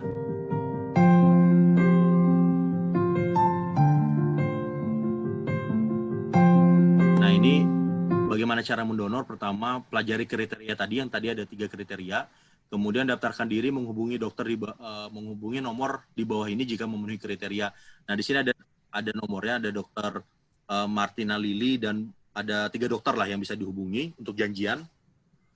Kemudian nanti kalau misalnya sudah memenuhi persyaratan, hal pertama nanti survivor COVID tadi yang mau donor plasma itu akan dilakukan PCR, jadi di swab lagi gitu. Itu yang pertama. Kemudian yang kedua akan dilakukan screening terhadap infeksi menular lewat transfusi darah. Jadi dilakukan uji IMLTD, jadi sama kayak kalau kita donor darah biasa lah sebenarnya. Dan yang terakhir itu dari darah yang diambil tadi dilakukan juga pemeriksaan kuantitatif untuk IgG-nya.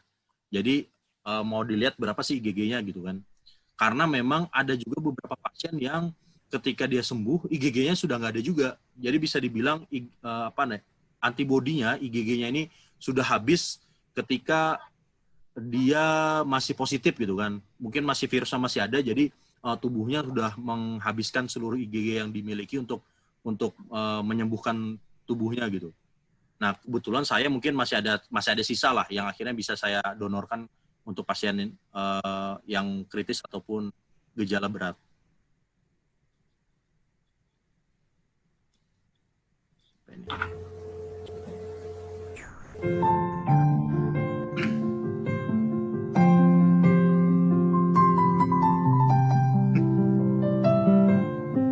Nah ini, malam minggu melihat bulan dan orbit sambil makan rujak kedondong. Buat kalian penyintas COVID, yuk donor plasma darahnya dong. Nah kemudian, sorry.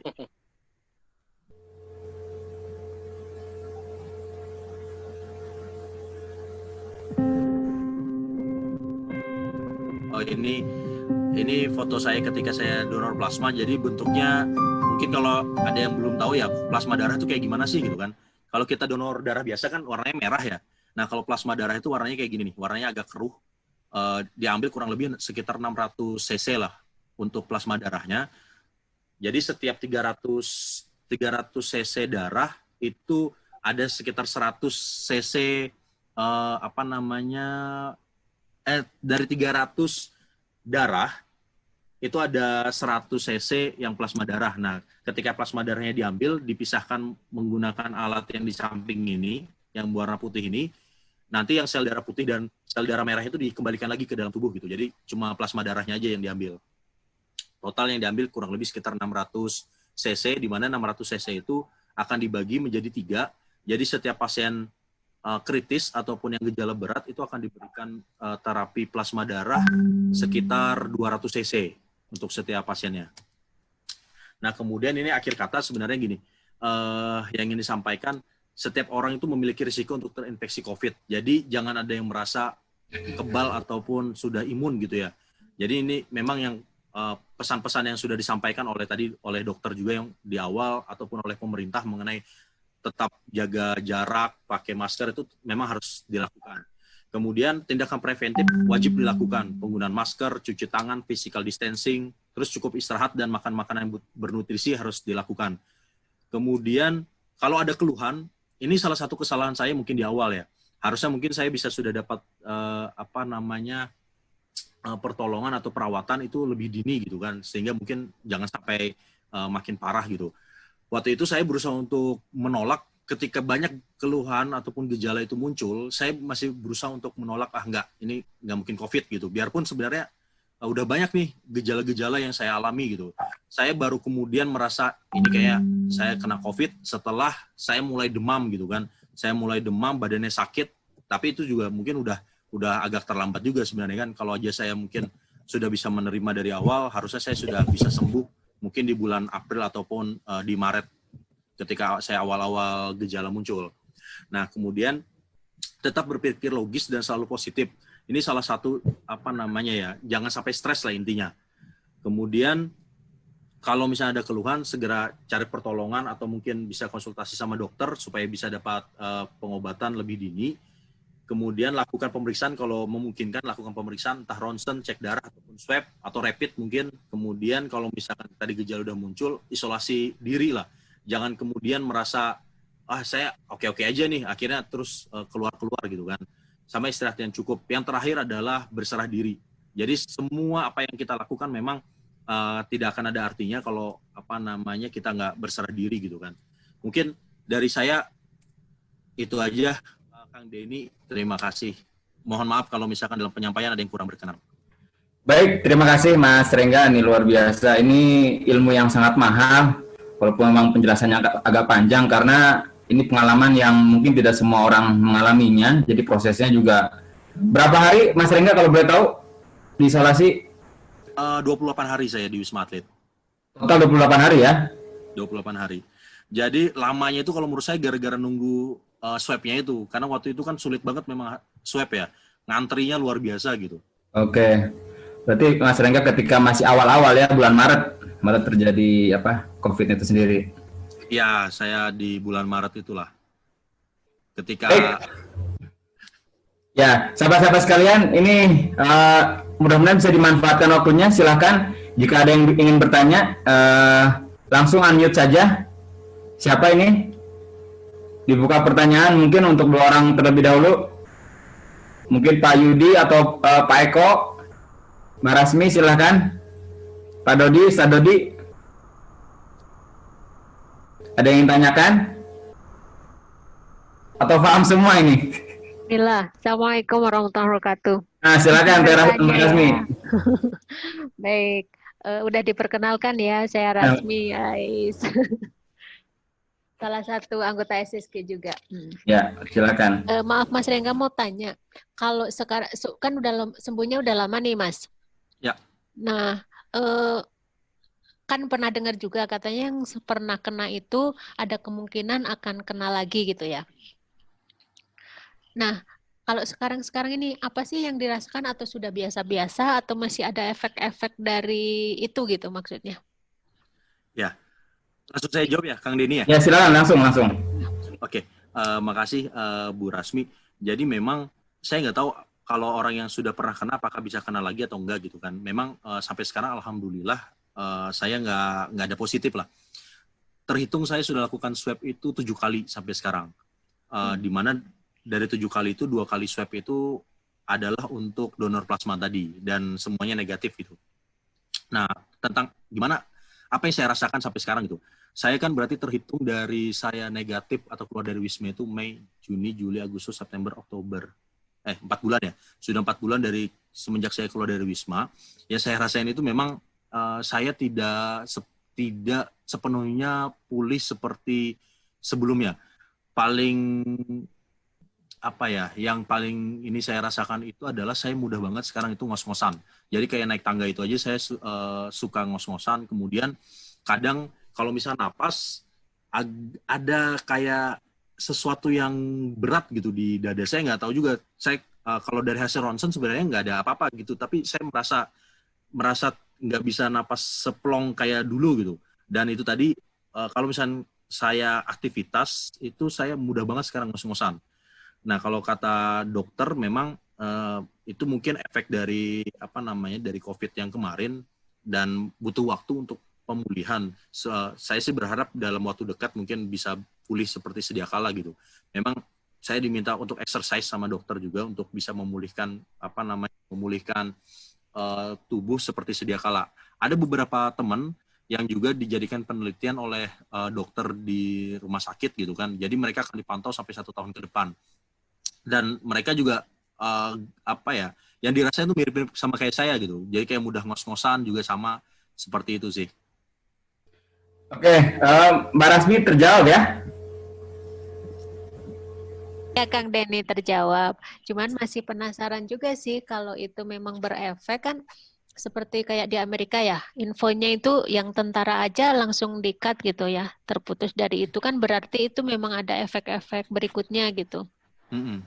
Nah, kalau Mas Rengga sendiri sudah ada info dari dokternya kah gitu? Kalau efek ini bahkan berefek berapa lama dan seperti apa gitu? Apa yang harus kita lakukan next-nya gitu?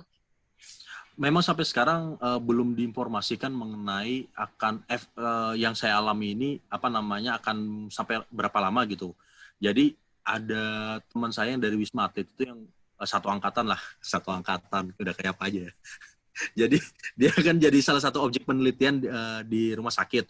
Jadi dia diteliti sampai 1 tahun ke depan. Jadi memang di kita juga masih dokternya masih melakukan penelitian apa efek negatif dari orang-orang atau survivor COVID ini, efek negatifnya itu sampai seberapa lama gitu. Nah itu yang mungkin untuk di kita belum ada sampai berapa lamanya. Seperti itu sih, termasuk penelitian mengenai orang-orang yang survivor COVID, tadi kan saya informasikan ada IgG-nya ya, antibodinya. Itu juga kami masih diteliti, IgG-nya itu bisa bertahan sampai berapa lama. Itu juga sama tuh, di kita juga masih belum fix lah. Kayak gitu Bu Rasmi. Oke, baik, siap-siap ya. Kita mudah-mudahan tadi katanya kan di exercise dan dilakukan penelitian lebih lanjut. Mudah-mudahan nanti bisa memang fit lah, istilahnya seperti sedia kala. Baik, silakan ada pertanyaan dari yang lain. Bisa dimanfaatkan waktunya nih. Denny. Ya, Pak Eko silakan. Pak Eko silakan, mangga. Ya, atur nuhun. Assalamualaikum. Waalaikumsalam warahmatullahi wabarakatuh. Silakan. Atur nuhun nih Kang Denny, inisiatifnya luar biasa, gen tangguh. Terima kasih udah diundang. Kang Rengga, salam kenal, saya Eko dari KLHK. Mohon bisa diceritakan di masa-masa awal itu, awal-awal mulai terasa keluhan ya, batuk, kemudian mata merah, kemudian agak tenggorokan kering, itu gejala-gejalanya datang satu-satu atau langsung sekalian gitu, langsung diare, kemudian langsung apa namanya mata merah yang dirasakan itu langsung atau memang satu-satu. Dan kan Kang Rengga termasuk yang responsif ya, maksudnya langsung periksa ke dokter, langsung minum obat. Dari obat yang didapatkan itu ada rasa nyaman nggak, misalnya habis dikasih obat batuk, kemudian batuknya agak turun, kemudian demam, kan beberapa dikasih penurun demam, antibiotik gitu. Obat-obat itu seperti apa efektifnya obat-obat di awal ya, obat-obat yang disampaikan di awal. Gitu Kang Rengga, hatur nuhun Kang Deni. Siap, lanjut Mas Rengga, 2 pertanyaan tadi ya. Salam kenal juga Pak Eko Nugroho. KLHK nih ini banget kalau sama kita nih sister lah. Ya, sister ya. CS. CS benar. Jadi tadi pertanyaan pertama apa? Sorry. Tentang apa berbarengan nggak ininya kerasanya gitu. Ya. Gejala-gejalanya itu. Jadi gejalanya itu ada yang pertama kan saya ngerasain gejala itu yang tenggorokan kering ya. Nah, waktu tenggorokan kering itu paling pertama gejala yang kemudian langsung batuk gitu kan. Jadi nggak bersamaan lah. Jadi kayak dia setelah tenggorokan keringnya baru batuknya muncul gitu. Tapi memang kayak mata perih, kemudian diare, kemudian yang lain-lain itu munculnya itu kayak ada yang paralel, ada juga yang berseri gitu Pak. Jadi kayak diare sama mata perih itu saya alami itu hampir bersamaan. Jadi memang yang saya rasakan itu gejalanya sebenarnya seperti gejala penyakit biasa yang saya rasakan ya. Tapi kayak langsung jadi satu gitu. Jadi kan kalau misalnya kita kayak sakit flu biasa paling kan cuma batuk, pilek, pusing, demam gitu kan. Nah ini tuh kayak langsung banyak. Ini kayak penyakit A plus penyakit B plus penyakit C gitu. Kemudian gejalanya langsung kayak satu. Nah itu munculnya tuh kayak satu-satu. Ada juga yang masih berseri paralel gitu. Yang menerus itu memang batuk saya. Batuk itu dari awal sampai bahkan saya mau keluar dari Wisma Atlet itu masih saya batuk. Itu untuk yang nah terus yang pertanyaan kedua tadi apa? Tentang ini ketika minum obat itu langsung terasa ini enggak ininya efeknya? Ya. Nah, saya kan mendapatkan obat itu hitungannya berarti sebelum dari Wisma Atlet kan 2 kali ya dari 2 dokter yang berbeda. Yang pertama itu ada Dokter Denny ketika saya mulai demam. Tadi kan saya dikasih obat paracetamol terus obat batuk. Terus terang ada kayak paracetamol itu ada pengaruhnya sedikit lah. Tapi kayak yoyo menurut saya karena saya sudah demam kan, udah demam di atas udah sekitar 38 gitu kan. Ketika dikasih paracetamol itu yang pertama demamnya turun, tapi habis itu naik lagi dan kayak gitu terus. Jadi nggak istilahnya kayak demamnya kayak bandel gitu. Naik turun. Jadi iya kayaknya dia begitu setelah udah dikonsumsi mungkin ininya udah habis naik lagi gitu kan. Yang paling terasa itu memang ketika yang dari spesialis paru yang saya dikasih antibiotiknya tuh azitromisin, terus dikasih apa lagi waktu itu ya, sama penurun panas. Di situ sebenarnya demam saya udah bisa dibilang udah selesai lah. Di hari kedua saya mengkonsumsi obat dari spesialis paru itu demamnya udah nggak ada lagi. Tapi memang itu kayak masih panas dingin tuh, keringat keluar terusnya. Saya nggak tahu juga apakah efek samping obat atau kenapa, tapi saya keringetan terus padahal nggak ngapa-ngapain di rumah. AC dihidupin, nggak kepanasan juga, tapi keringatnya keluar terus kayak gitu. Baik, pas yang dokter kedua sih, pas yang dari dokter spesialis paru yang saya merasa better lah. Iya. Gitu. Gimana Pak Eko? Makan gimana Kang, nafsu makan? Nah, saya nafsu makannya setelah dapat ini obat dari spesialis paru itu, nafsu makan udah normal. Nafsu makan waktu itu belum normal juga. Saya mulai normal itu ketika di Wisma Atlet dan saya senang sih sebenarnya, agak antara senang sama sedih juga sebenarnya. Jadi pas waktu saya yang mulai sakit itu karena nafsu makannya turun, saya seminggu itu turun sampai hampir 5 kilo lah berat badannya. Itu karena benar-benar nggak nafsu makan. Saya cuma makan itu saya paksa, itu pun cuma buah gitu yang masuk karena ada rasanya kan, yang lainnya itu udah nggak ada rasanya. Udah kehilangan nafsu makan. Mulai balik nafsu makan memang pas waktu di Wisma Atlet sih. Sudah mulai getting better, nafsu makan balik lagi gitu. Oke, gitu Pak Eko. Siap Kang Denny, Siap. atur nuhun. Siap, izin ini sudah jam 9:02, boleh diperpanjang nih karena ini menarik sekali nih. Mudah-mudahan nanti akan banyak yang bertanya. Nggak apa-apa nih Kang Asep, Pak Dokter, Mas Rengga, sip ya. Mungkin nih bisa Pak Dokter nih, Pak Dokter Agus bisa ngejelasin tadi yang terkait apakah yang sudah terpapar ini kemungkinan akan terkena lagi atau seperti apa? Mungkin bisa ada pandangan dari Pak Dokter Agus, silakan. Di unmute dulu ya, sip. Jadi, kalau awal-awal kan dibilangnya kalau udah pernah kena kan nggak mungkin kena lagi ya, karena kita udah antibodinya. Cuman sekarang ini emang saya nggak ngikutin nih perkembangan COVID, nggak ngikutin. Udah lelah lah di awal-awal pertama kali ada COVID itu, lelah banget lah itu, bagaimana ini rumah sakit, protapnya seperti apa, penyakitnya seperti apa, itu baru semua kan, itu baru semua. Jadi itu awal-awal tuh jor-joran tuh sampai istilahnya capek banget. Setelah itu tuh udah tuh karena saking lelahnya udah nggak ngikutin lagi dah tuh. Tapi ada teman dokter juga, dia pinter lah, dan dia kebenaran kena COVID. Jadi dokter yang kena COVID, alhasil dia jadi ngedalamin tentang COVID, dan dia bilang memang ini belum fix ya, ini kan masih penelitian. Dia bilang bisa kena orang yang udah kena COVID itu. Contohnya itu kan sama-sama virus ya. Contohnya demam berdarah. Orang yang kena demam berdarah kan bisa kena demam berdarah lagi gitu. Dan bahkan demam berdarah itu dia bilang orang yang udah pernah kena demam berdarah, bahkan yang kedua dan yang ketiga tuh justru lebih berat daripada yang pertama, itu dia bilang. Tapi kita sih nggak usah mikirin itunya. Memang ini masih penelitian lah intinya. Nanti setelah kalau memang masih bisa kena lagi, jadi apa fungsinya vaksin kan gitu ya. Nanti tunggu penelitiannya kelar lah kalau masalah itu. Oke, siap. Berarti masih dalam proses penelitian ya, Pak Dokter ya? Ya. Baik, ini ada yang japri nih untuk Kang Asep. Ini pertanyaan untuk Kang Asep. Apakah sama gejala yang dirasakan oleh Kang Asep seperti Mas Rengga setelah post-COVID-nya nih? Setelah COVID-nya yang dirasa? Setelah dinyatakan negatif ya? Ya, setelah dinyatakan negatif. Apa yang terasa gitu istilahnya?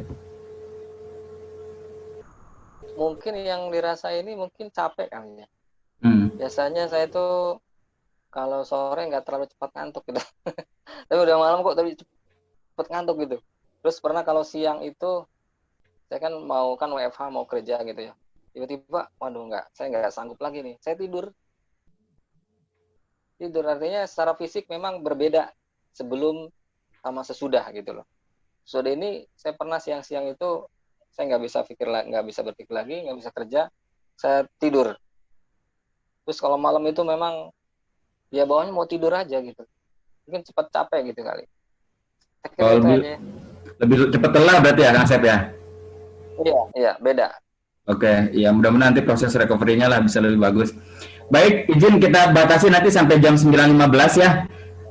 Ini kebetulan ada Pak Ahmad Kustolani nih. Pak Ahmad hadir. Izin, beliau ini sekarang hadir Pak Damang. Alhamdulillah. Ya. Alhamdulillah. Beliau ini sedang ada di Rumah Sakit Pusat Pertamina ya, Pak Ahmad ya? Ya, saya sekarang di Geraha RSPP. Salam kenal semuanya, saya Ahmad, kebetulan tetangganya Kang Denny juga. Saya masuk ke Geraha RSPP itu pertanggal 7. Pertanggal 7 itu hasil swab dari Rumah Sakit Citama. Karena waktu tanggal 5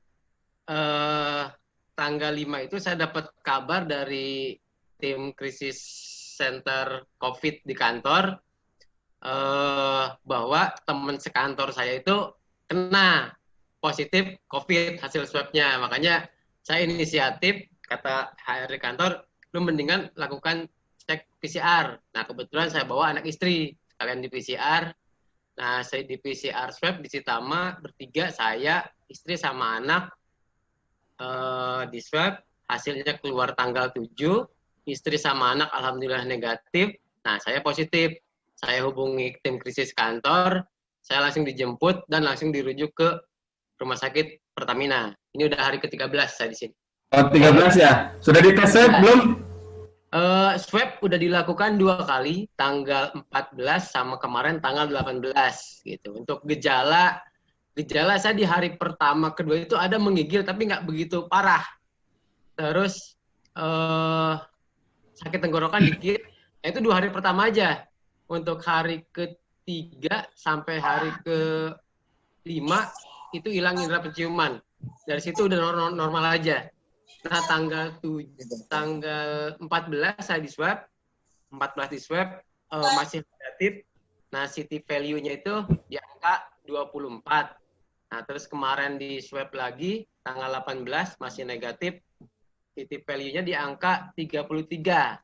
Nah, mungkin ini yang jadi saya pertanyaan nih buat Pak Dokter ataupun Mas Rengga ataupun Pak Asep. Apakah waktu swab itu disebutkan nggak CT value-nya berapa-berapa?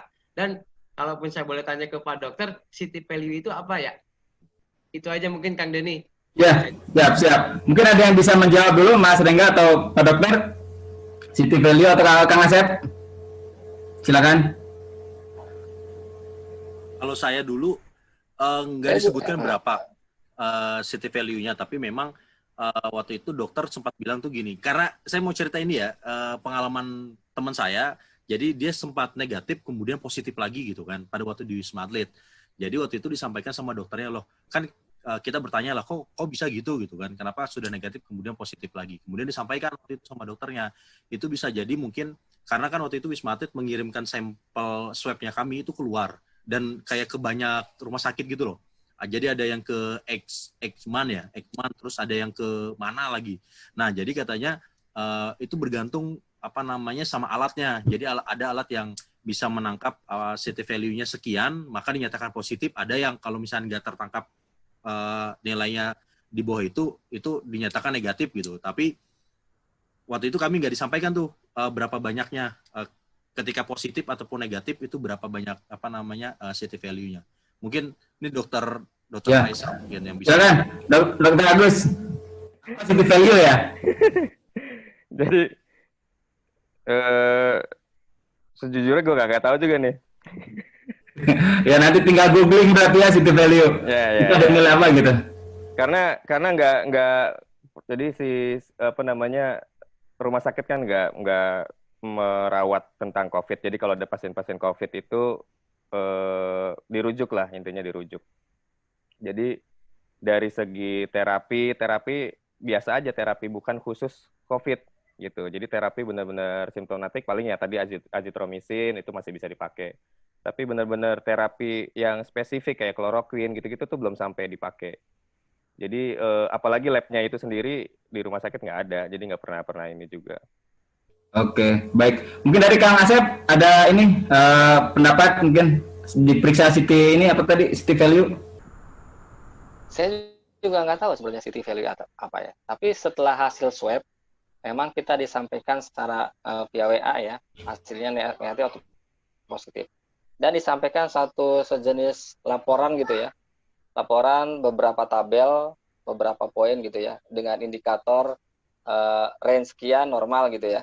Tapi ada beberapa waktu swab pertama kan masih positif, itu beberapa baris, ada fungsi hati, fungsi ginjal, fungsi apa gitu, masih ada beberapa yang merah. Nah, yang merah ini, saya di situ ada berapa ya? Ada 6 apa 7 baris gitu. Saya ada sih ininya, hasil yang pertama dan keduanya. Itu beberapa 7 mungkin ada beberapa baris yang masih merah. Artinya ini ada yang terlalu rendah, kan itu ada higher atau lower kalau nggak salah itu. Mungkin terlalu rendah dari range atau terlalu tinggi dari range. Mungkin setelah di swab itu yang saya dapatkan dari pihak rumah sakit.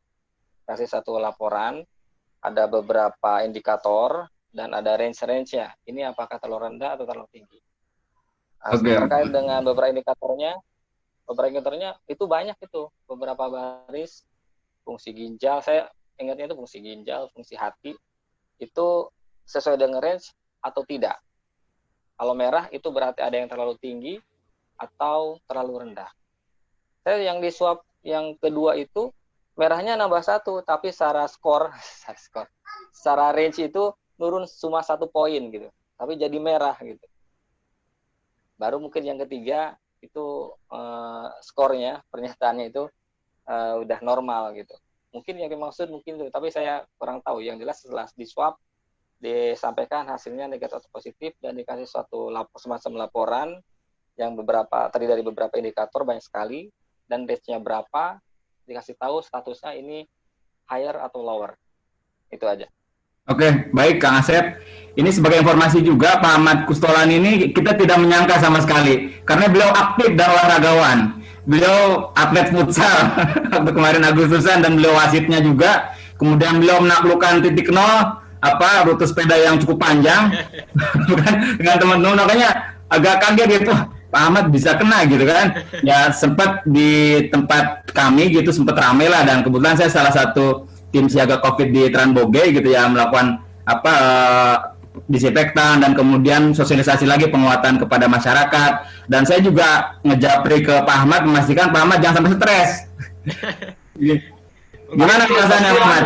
Mungkin sharing nih, karena kebetulan di sini di Geraha RSPP ini kan geraha kayak semacam apartemen di pinggir rumah sakit Pertamina ya, dan ini dipakai buat karantina. Nah, kebetulan di sini itu banyak petugas medis yang dari RSPJ, RS Pertamina Jaya, terus yang sekarang ini yang banyakan yang dari rumah sakit modular yang Pertamina bangun di Simpruk tuh. Yang lapangan bola Simpruk dijadikan rumah sakit modular. Nah, di sini tuh kebanyakan petugas medis yang terpapar COVID. Jadi banyak sharing, banyak bertukar pikiran. Jadi malah lebih jadi emosinya jadi lebih tenang gitu kan. Ternyata banyaknya indikasinya gini gak seberat yang saya pikirkan gitu kan. Jadi alhamdulillah ke mental pun agak naik gitu kan. Dengan saya sering berbagi dengan teman-teman yang kena juga di sini. Seperti itu Kang Asep. Ya, baik. Berarti statusnya itu status olahraga ya. Masih olahraga, tiap hari olahraga terus ini. Siap, gimana Pak Dokter? Jadi ini yang nonton ini ada anaknya yang punya rumah sakit nih. Wah, siapa ini? Dia dokter juga. Kebenaran dia ngobrol sama teman-teman yang tadi saya bilang dokter, terus kena COVID dan sempat dikasih tahu lah tentang ini gitu. Ini Yogi Suprapto, tolong dong jelasin dong. Mungkin silakan Pak Dokter Yogi, silakan. Jadi kayak want to be millionaire nih, kalau friend. Iya. Kalau friend dokternya. Silakan Pak Dokter Yogi. Ya, assalamualaikum warahmatullahi wabarakatuh. Assalamualaikum warahmatullahi wabarakatuh. Salam kenal semuanya. Saya Yogi. Kebetulan saya juga lagi profesi nih, jadi belum bisa panggil lah dokter tuh, belum cocok lah detail ya. Tapi ya sedikit lah, kan kita mendalami masalah ini bersama-sama ya. Untuk semua TNAKes kan masalahnya sama. Tadi city value ya, sedikit aja sih pertanyaan tentang city value itu sebenarnya dari sensitivitas mesin ya sebenarnya. Kalau yang dari saya pahami ya, dari segi yang saya pahami bahwa itu dilihat dari seberapa sensitif virusnya. Jadi virus itu masih dapat menularkan atau tidak gitu. Ada range tertentu yang dianggap terakhir update sih setahu saya sekitar 35 ya. Di atas 35 itu sudah dianggap tidak menularkan. Tapi ini balik lagi, penelitian itu masih berlanjut. Jadi apapun itu tentang COVID, baik saya ataupun Dokter Agus, Dokter Faisal, mungkin tidak bisa menyampaikan secara pasti bahwa penelitian itu terus berlanjut dan pasti akan ditemukan hal-hal baru. Seperti kemarin pada awalnya kan demam itu menjadi keluhan utama ya di beberapa pasien, tapi sekarang sudah mulai bergeser menjadi anosmia atau tidak ada hilangnya indera penciuman. Dalam bahasa yang dapat dimengertinya adalah, yang mudah dimengertinya adalah hilangnya indera penciuman. Ini menjadi gejala awal yang paling sering muncul sekarang. Termasuk juga temuan-temuan seperti keratitis atau mata merah itu juga baru-baru itu. Bukan pada awalnya hanya batuk dan demam. Itu sih untuk city value tadi ya. Gitu. Dan mungkin nggak banyak yang bisa disampaikan. Baik, Pak Dokter, terima kasih nih penjelasan tambahannya. Jadi bisa kolopren ya, bagus. Baik, mungkin Mas Ahmad berarti sekarang ini ya udah perasaan udah nggak seperti di awal ya. Gimana sekarang nih biar memotivasi semangatnya dari senior juga. Senior. Ya, alhamdulillah kan setiap udah 2 kali swab ini terlihat dari yang tadi saya share ke Kang Denny itu di WA. Kan ada hasil swab saya, ada city value yang berapa? Saya udah 33 per 33.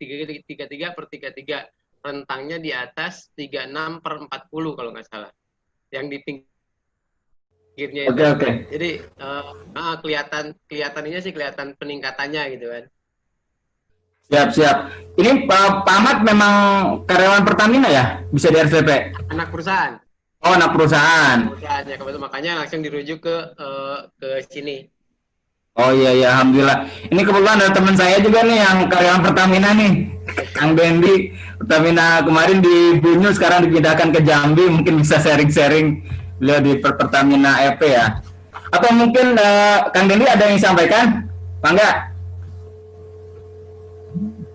Diambil salah. Suantuna, Can Kadangu. Ya, Assalamualaikum warahmatullahi wabarakatuh. Assalamualaikum warahmatullahi wabarakatuh. Alhamdulillah, ya punten bari nangkuban deh.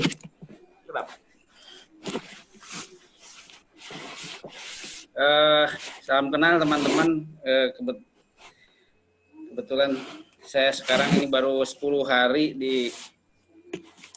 di Jambi, dan ya semenjak pandemi ini alhamdulillah udah 3 kali swab, 12 kali rapid, dan hasilnya ya negatif dan non reaktif lah.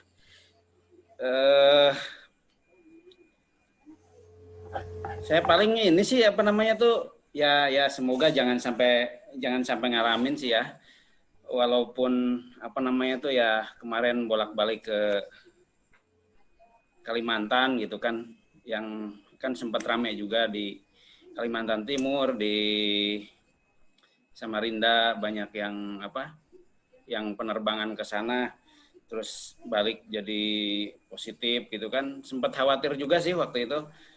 Tapi alhamdulillah saya Jakarta Tarakan sempat berapa kali ya, berarti 6 kali apa berapa semenjak Maret itu ya, mungkin 6 kalian lah PP belum pergi ya, PP Jakarta Tarakan ya. Cuman ya memang waktu itu difasilitasi sih sama Pertamina pakai apa sih pesawatnya tuh? Pesawat kecil. Nah, ya, pelita. Jadi secara protokoler sangat terbantu gitu kan. Kita tidak ada kontak dengan penumpang lain gitu kan. Jadi lebih aman gitu. Nah, yang khawatir itu kemarin pas kesini aja ke Jambi ya. Saya ke Jambi tanggal 11 itu kan, terlebih berangkatnya itu kan dari Suta gitu kan.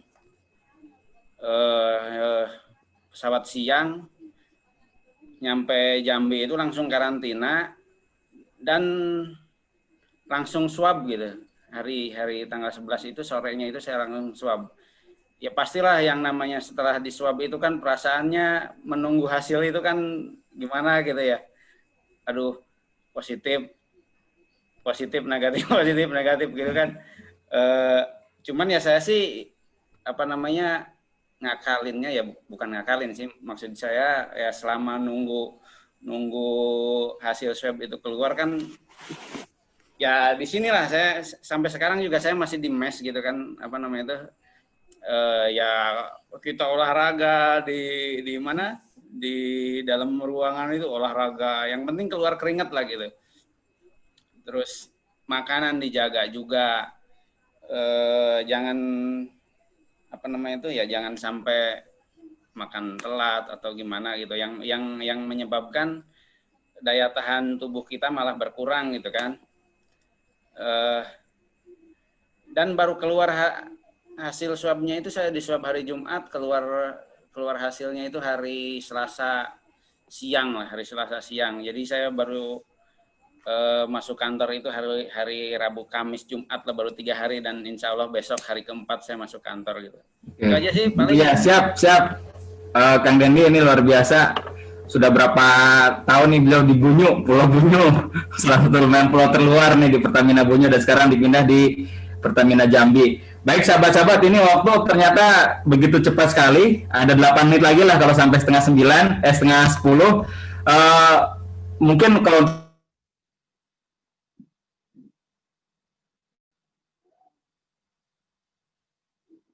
putus, Kang.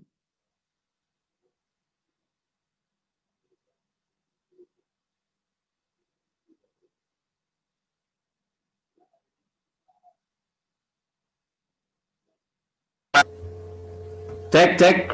Halo? Udah ya. Putus. Ya mungkin karena waktu terbatas, silakan mungkin closing statement dari beberapa narasumber ini. Dimulai dengan dari Pak Dr. Agus Faisal, dipersilakan. Belum, masih mute ininya. Jadi ini ngomong-ngomong grup kayaknya Sunda semua ya, jadi ikutan manggil Kang aja kali ya. Kang Den, jadi kalau yang protokol tadi ya, jadi seberapapun protokol itu dijelasin, kalau nggak dipraktekin kan bakal percuma. Jadi tetap ininya tuh disiplin. Dan kita di rumah sakit aja tuh udah coba disiplin, tapi pasti kadang-kadang tuh ada lengahnya. Kalau yang saya perhatiin, lengah itu pas kapan? Biasanya pas makan. Jadi kalau pas ketemu pasien kita lengkap semua nih, udah lengkap semua dan lain-lain. Cuman pas makan kita otomatis buka masker, kayak yang di kantor juga kan, makan buka masker, ngobrol, nah itu riskan sekali. Jadi intinya disiplin, jangan lengah lah, itu aja sih. Oke, baik, terima kasih Pak Dokter. Nanti untuk paparannya boleh di-share? Siap. Ya, siapa tahu nanti ada yang minta gitu, itu bermanfaat sekali gitu. Amin. Ya, mungkin selanjutnya Kang Asep, dipersilakan pesan dan ininya, closing statement-nya. Ya, singkat saja. Ya, tetap protokol kesehatan dijaga, jaga imun dan jaga iman. Itu aja. Singkat, padat, dan jelas. Biasa nih, Kang Asep, mudah-mudahan tambah fit lah. Dan yang terakhir mungkin dari Mas Rengga, dipersilakan. Ya, thank you Kang Denny. Kalau dari saya, tadi udah banyak juga sampaikan sama Pak Dokter sama Pak Asep ya. Intinya, COVID ini ada gitu kan, karena kan banyak banget di luar sana mungkin yang istilahnya ini konspirasi gitu. Nah ini jangan sampai karena kita termakan sama isu-isu yang nggak jelas kemudian kita malah menyepelekan gitu. Karena seperti yang kita tahu kan banyak juga yang sudah berguguran korban-korban gitu. Jadi memang apa yang disampaikan sama pemerintah, maksudnya apa yang harus dilakukan seperti pakai masker, cuci tangan dan sebagainya itu memang harus kita lakukan gitu. Termasuk juga kita harus terus menjaga jaga diri baik untuk menjaga imun, istirahat dan sebagainya gitu. Dan iman juga tadi ya sudah disampaikan. Dan mungkin untuk mungkin buat Pak Asep nih, kalau siapa tahu nanti mau jadi pendonor plasma gitu kan, karena memang dari rumah sakit banyak banget nih yang butuh gitu plasma darahnya, mungkin nanti bisa ikut bantu. Jadi ya istilahnya biarpun kemarin mungkin jadi ujian juga buat kita ya, semoga dengan kemarin dikasih ujian itu bisa malah membuat kita menjadi berkat lah buat yang lain juga gitu kan. Mungkin dengan plasma kita bisa ikut bantu yang lain. Mungkin kalau dari saya itu aja Kang Denny. Terima kasih. Baik, terima kasih Mas Rengga, luar biasa. Ternyata setelah sembuh dari COVID ini ada peluang lagi untuk bisa berbuat kebaikan, itu dengan donor plasma. Mudah-mudahan nanti siapapun yang memang istilahnya, termasuk mungkin Pak Ahmad yang mudah-mudahan sebentar lagi bisa pulang gabung ke Transboge ini. Kita olahraga lagi Pak Ahmad. Amin. Mudah-mudahan nanti bisa juga untuk melakukan donor plasma. Baik sahabat-sahabat sekalian, saya sebagai moderator mengucapkan banyak terima kasih atas kehadirannya, terutama kepada narasumber nih, Pak Dr. Agus, Kang Asep, dan Mas Rengga yang sudah meluangkan waktunya, yang saya pikir ini sangat berharga sekali. Dan untuk teman-teman yang sudah hadir juga saya ucapkan terima kasih. Kalau yang sudah ngisi di link, nanti mungkin akan diberikan sertifikat sederhana buat teman-teman sekalian. Nanti silakan disimak untuk kegiatan berbagi ilmu dan pengalaman pada pekan-pekan selanjutnya. Saya sebagai moderator mengucapkan terima kasih. Mohon maaf apabila ada hal yang kurang berkenan. Kita berjumpa nanti kalau untuk video ini bisa di YouTube-nya Mas Rengga atau Pak Dokter atau mungkin di Gen Tangguh. YouTube-nya Gen Tangguh. Kalau Gen Tangguh itu ada ada tagline-nya jadi salam sinergi, silaturahmi penuh energi. Baik, terima kasih teman-teman sekalian. Billahi taufiq wal hidayah. Assalamualaikum warahmatullahi wabarakatuh. Waalaikumsalam.